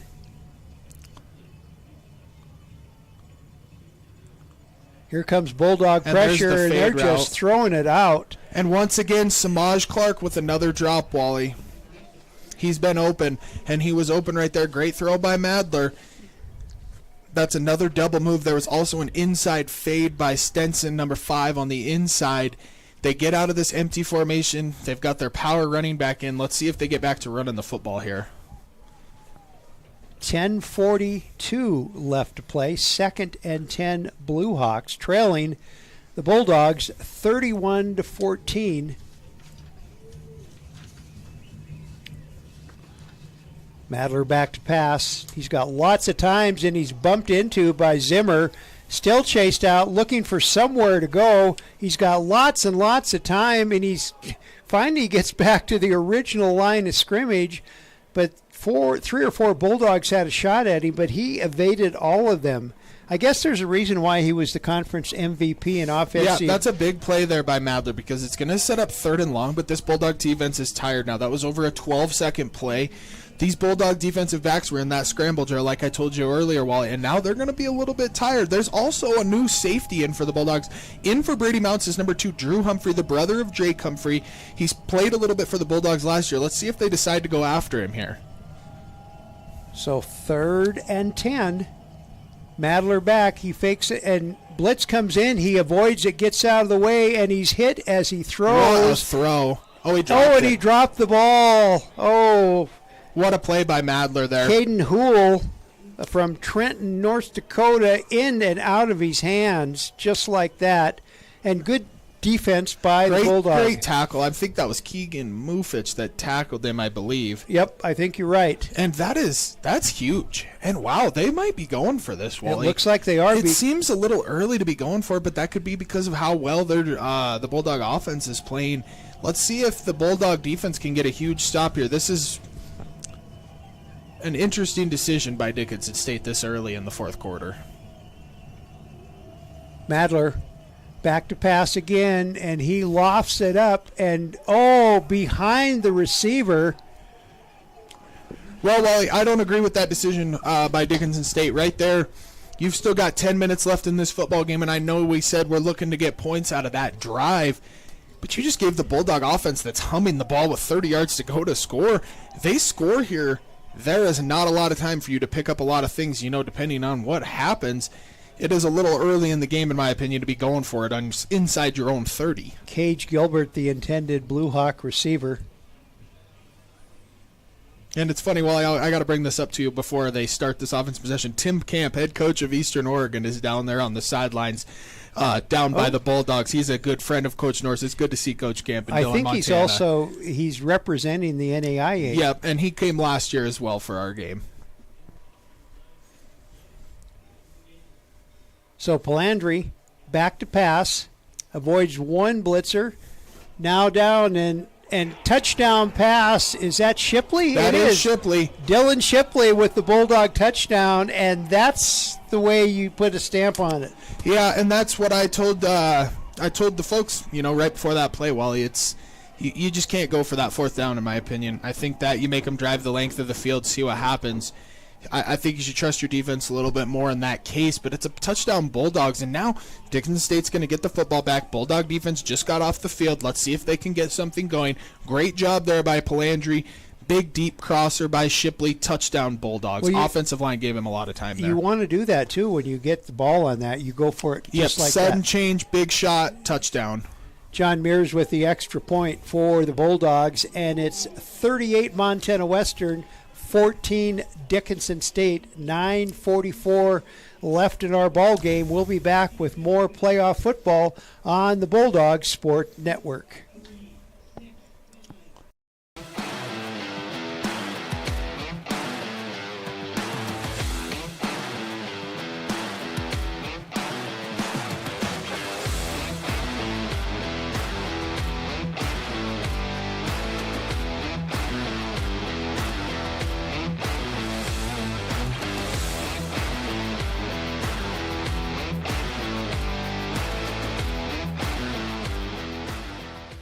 No, I say.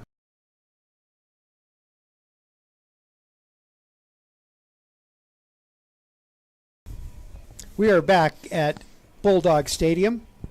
Well, the Blue Hawks went for it on 4th down and didn't succeed, and on the ensuing first possession, with only 30 yards to go, touchdown pass. You know, like we talked about, Wally, there's a reason we're up here and not on the sidelines, but it's early. There's still 10 minutes left in this football game. You go for that 4th down, you've put your team now in a 4-touchdown hole. I mean, that's a lot to come back from. Good special teams play once again by the Bulldogs. Dickinson will go in decent field position. Yeah, that's a great job there by the Bulldogs. Kickoff coverage again. Let's see what the Dickinson State offense is going to come out here and do. They've been running a lot of empty sets, and they've had a lot of success to it. I'd imagine they're going to go back to that because they've got to score quickly to give themselves a chance in this game. Adrian Calderon was the return specialist for the Blue Hawks, a freshman from Laramie, Wyoming. I've been to Laramie. That is a football town. Yes, it is. That is a football town. 7,000 feet in the air football town. So 1st and 10, Blue Hawks. Madler back. He's back to pass a quick little out to wrist. Great tackle there by Drew Humphrey. Wally, great job coming up from a safety position, making the play. Barely get even a few inches on that. So they're going to give him a yard and a half. So we'll be nice and say 2nd and 8. Yep. For the Blue Hawks. Madler back to pass again. And this one, he catches it out of bounds. He didn't get a foot in, though. Yep, he didn't drag that back foot. And they've went to him a lot today, and he's running some very good routes. They just can't get him the football. He's had a few that have went off his hands. I don't know if I'd call them drops.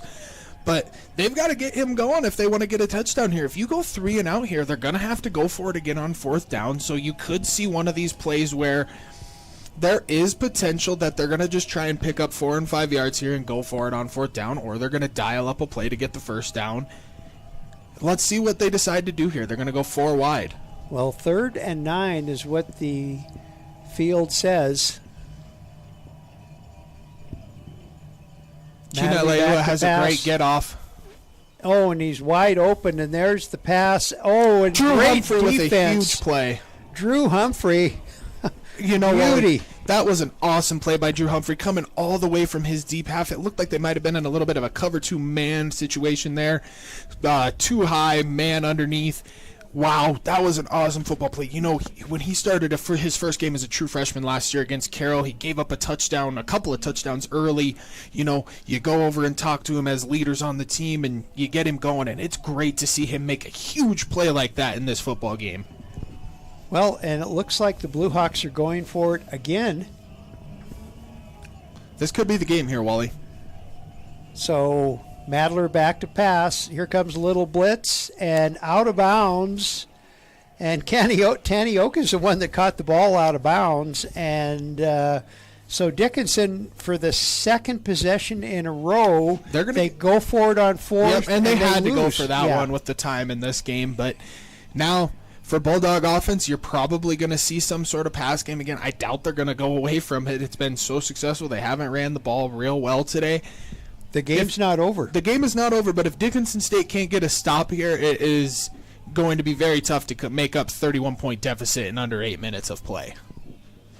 So 1st and 10, Montana Western at the Dickinson State 33-yard line. 8:58 remaining, and the Bulldogs leading 38-14.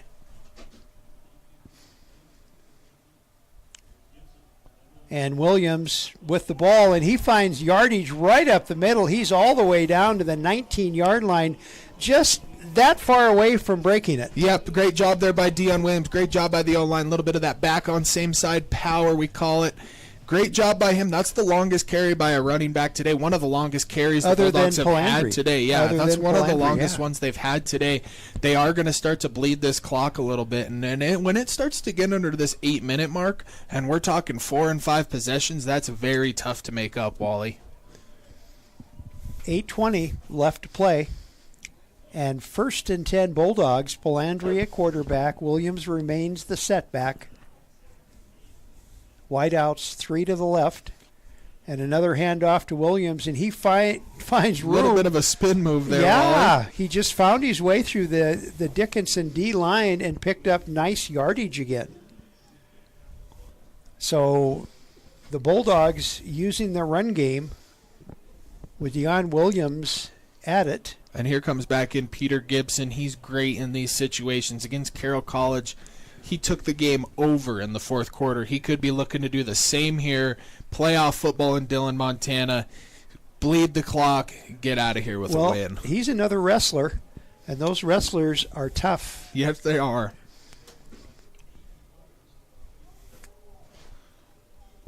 So 2nd and 5 now, Montana Western from the Dickinson 13. And Pete Gibson tries to get further, but the Dickinson defense swallows him up and pushes him backwards. Yep, and that's going to create 3rd down and about medium for the Bulldogs here. I'd imagine they're going to put this ball in the air if I were to guess. 7 minutes left in the game, Wally. If they get another 1st down here, you're talking about Dickinson not getting the ball back till no matter what happens with at least 5 minutes in this game. Well, Brooks Talbot was the Blue Hawk in on that stop on Gibson.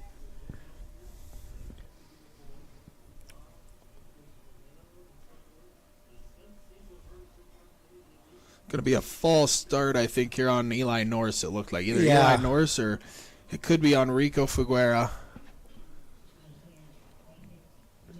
Yep, Enrico Figuera out of Hawaii. It's a little bit of a tough play here because now it's going to change the play call, I would imagine. It does stop the clock as well, You Wally. know, you played with some of the Hawaiian kids.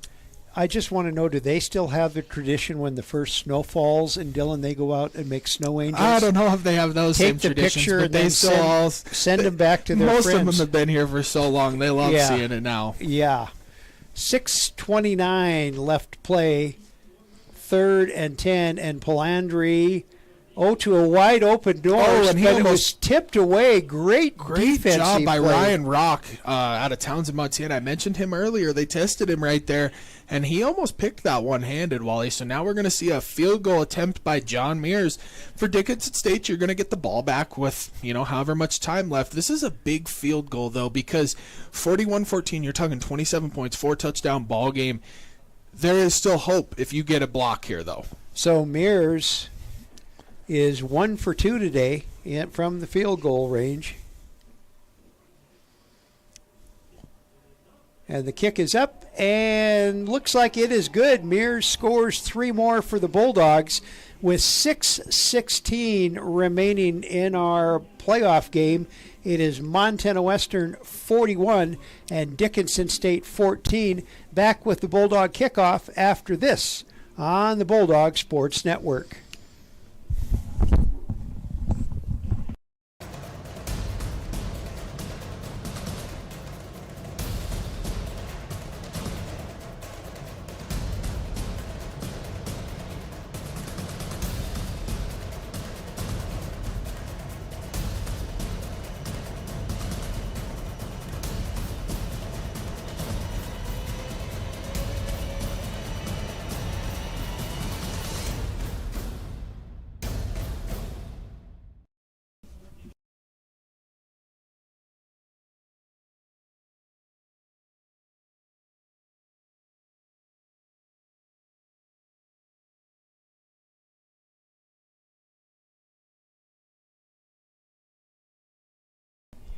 We're back at the Stroud Gymnasium. I'm just bound to say it.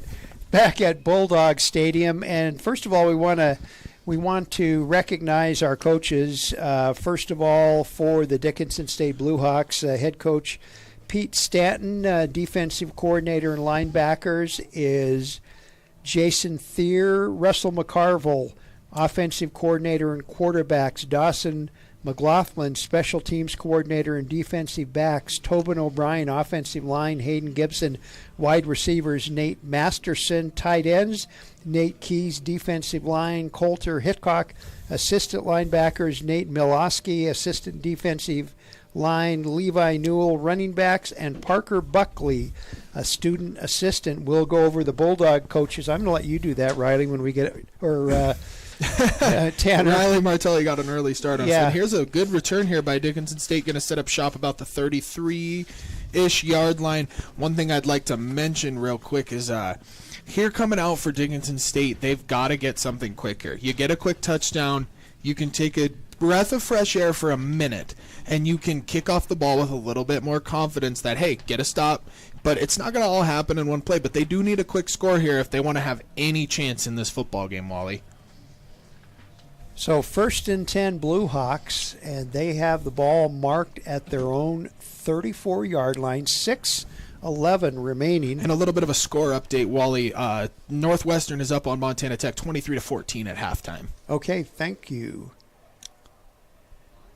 Handoff, and we have a new running back in the lineup for the Bluehawks. He is the same as the kick returner. He's not listed on this one. Ivan Ostry.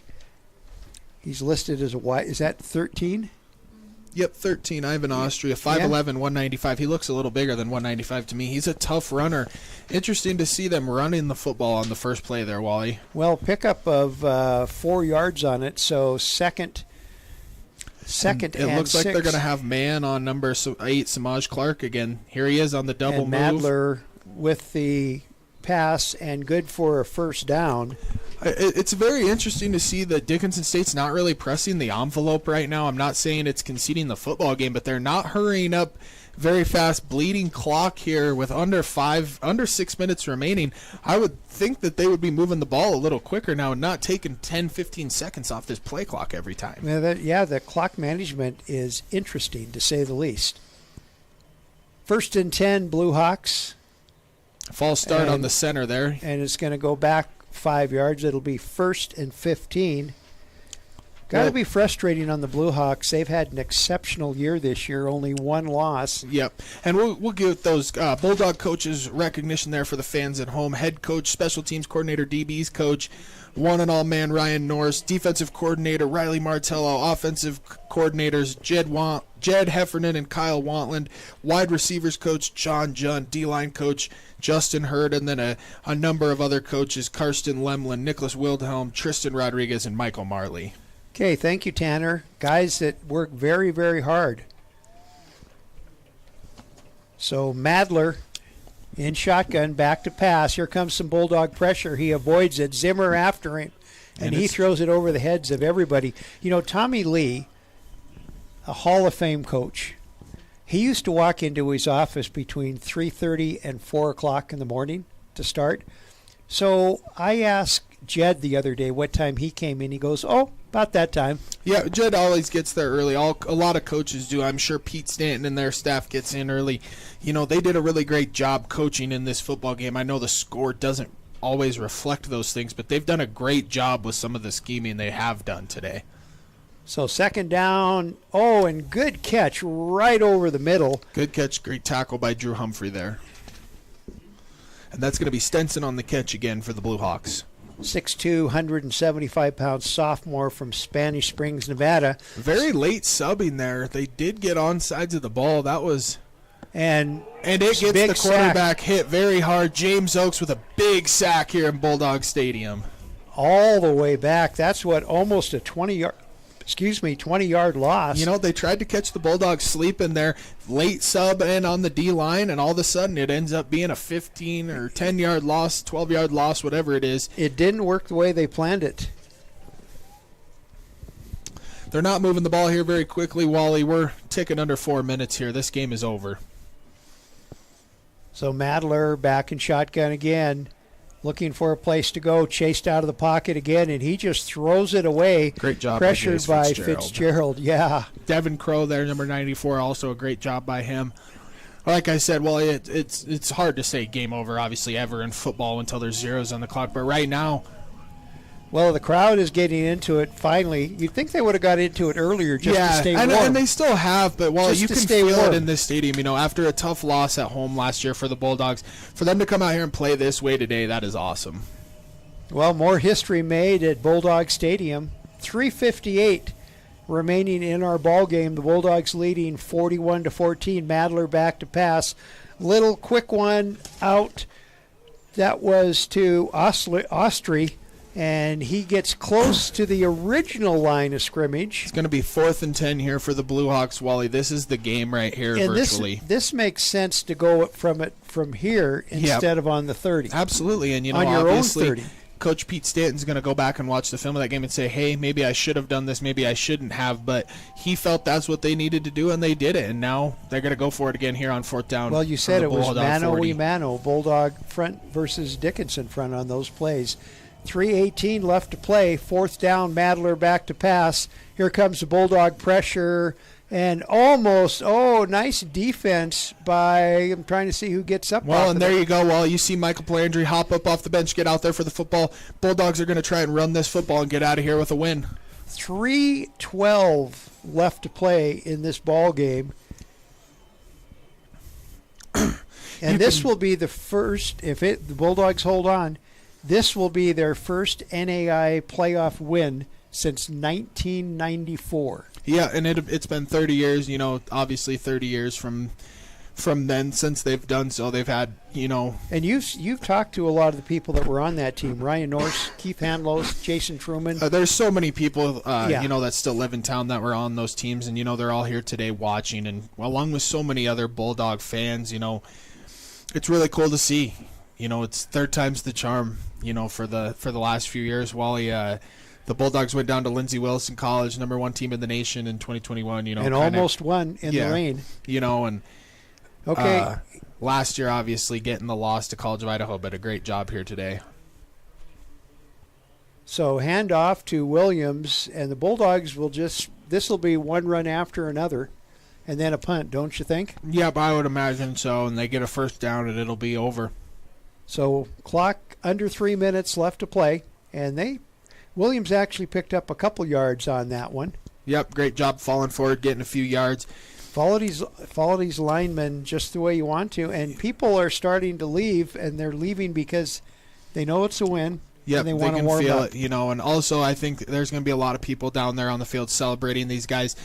It's a 57-man roster that can suit up for these playoff games, plus the other, 55 or so players off the sidelines, but they're doing history right now at Montana Western.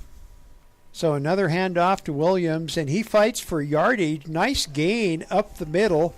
He picks up another 4 or 5 yards, and it will be third down. They're going to take this to the 2-minute timeout, Wally. And we're going to take it away right now. We'll be back with the final 2 minutes of this NAIA second round playoff game, and we'll do it after this on the Bulldog Sports Network.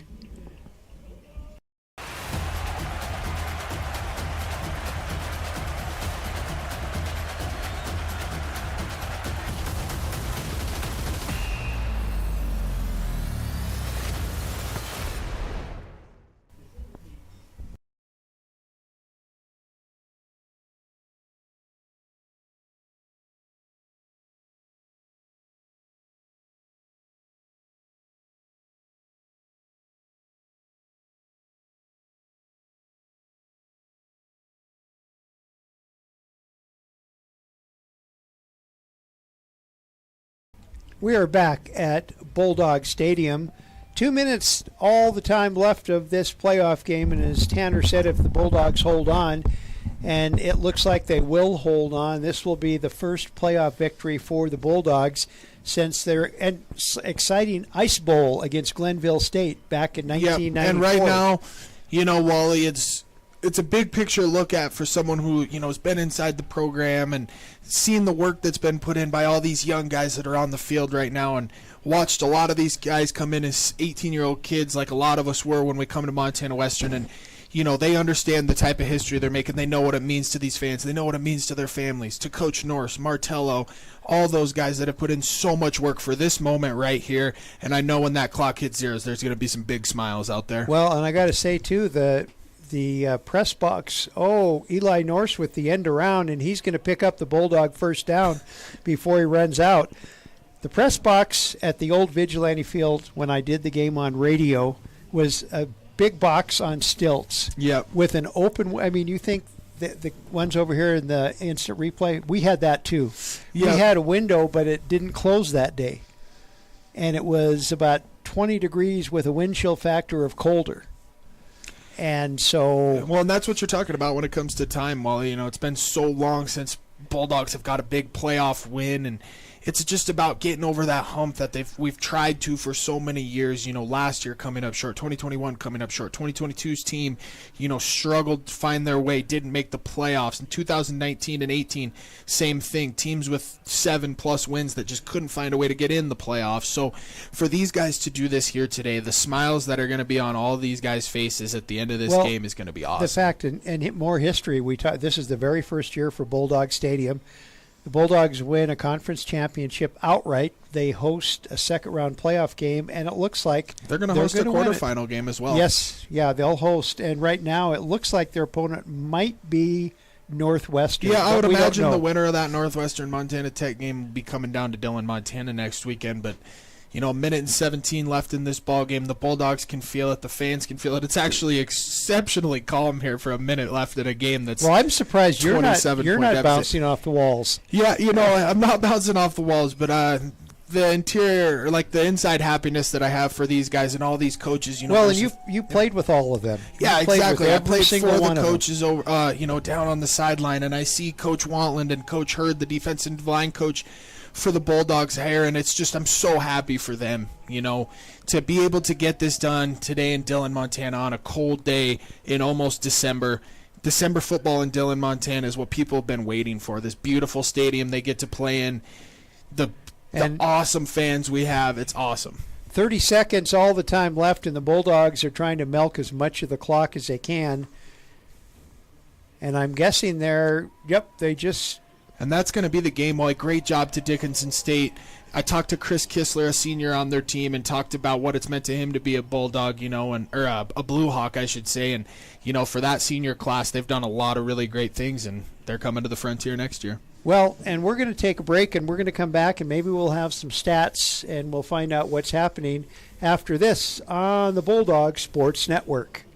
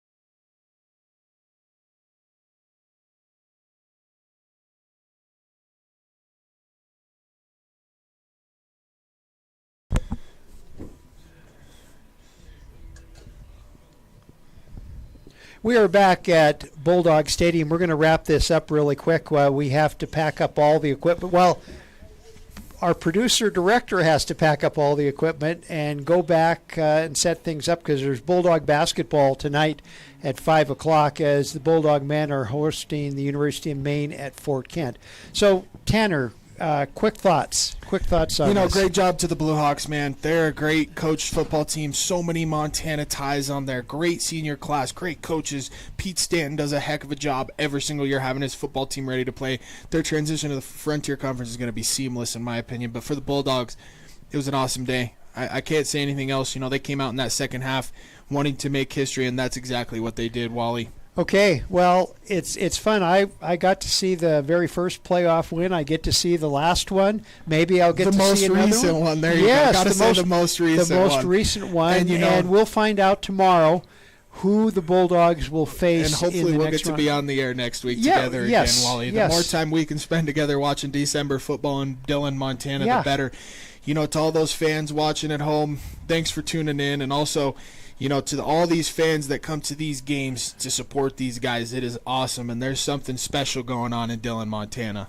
Okay, so on behalf of me, I'm Wally. This is Tanner Harrell and our producer, Brett Wiebe.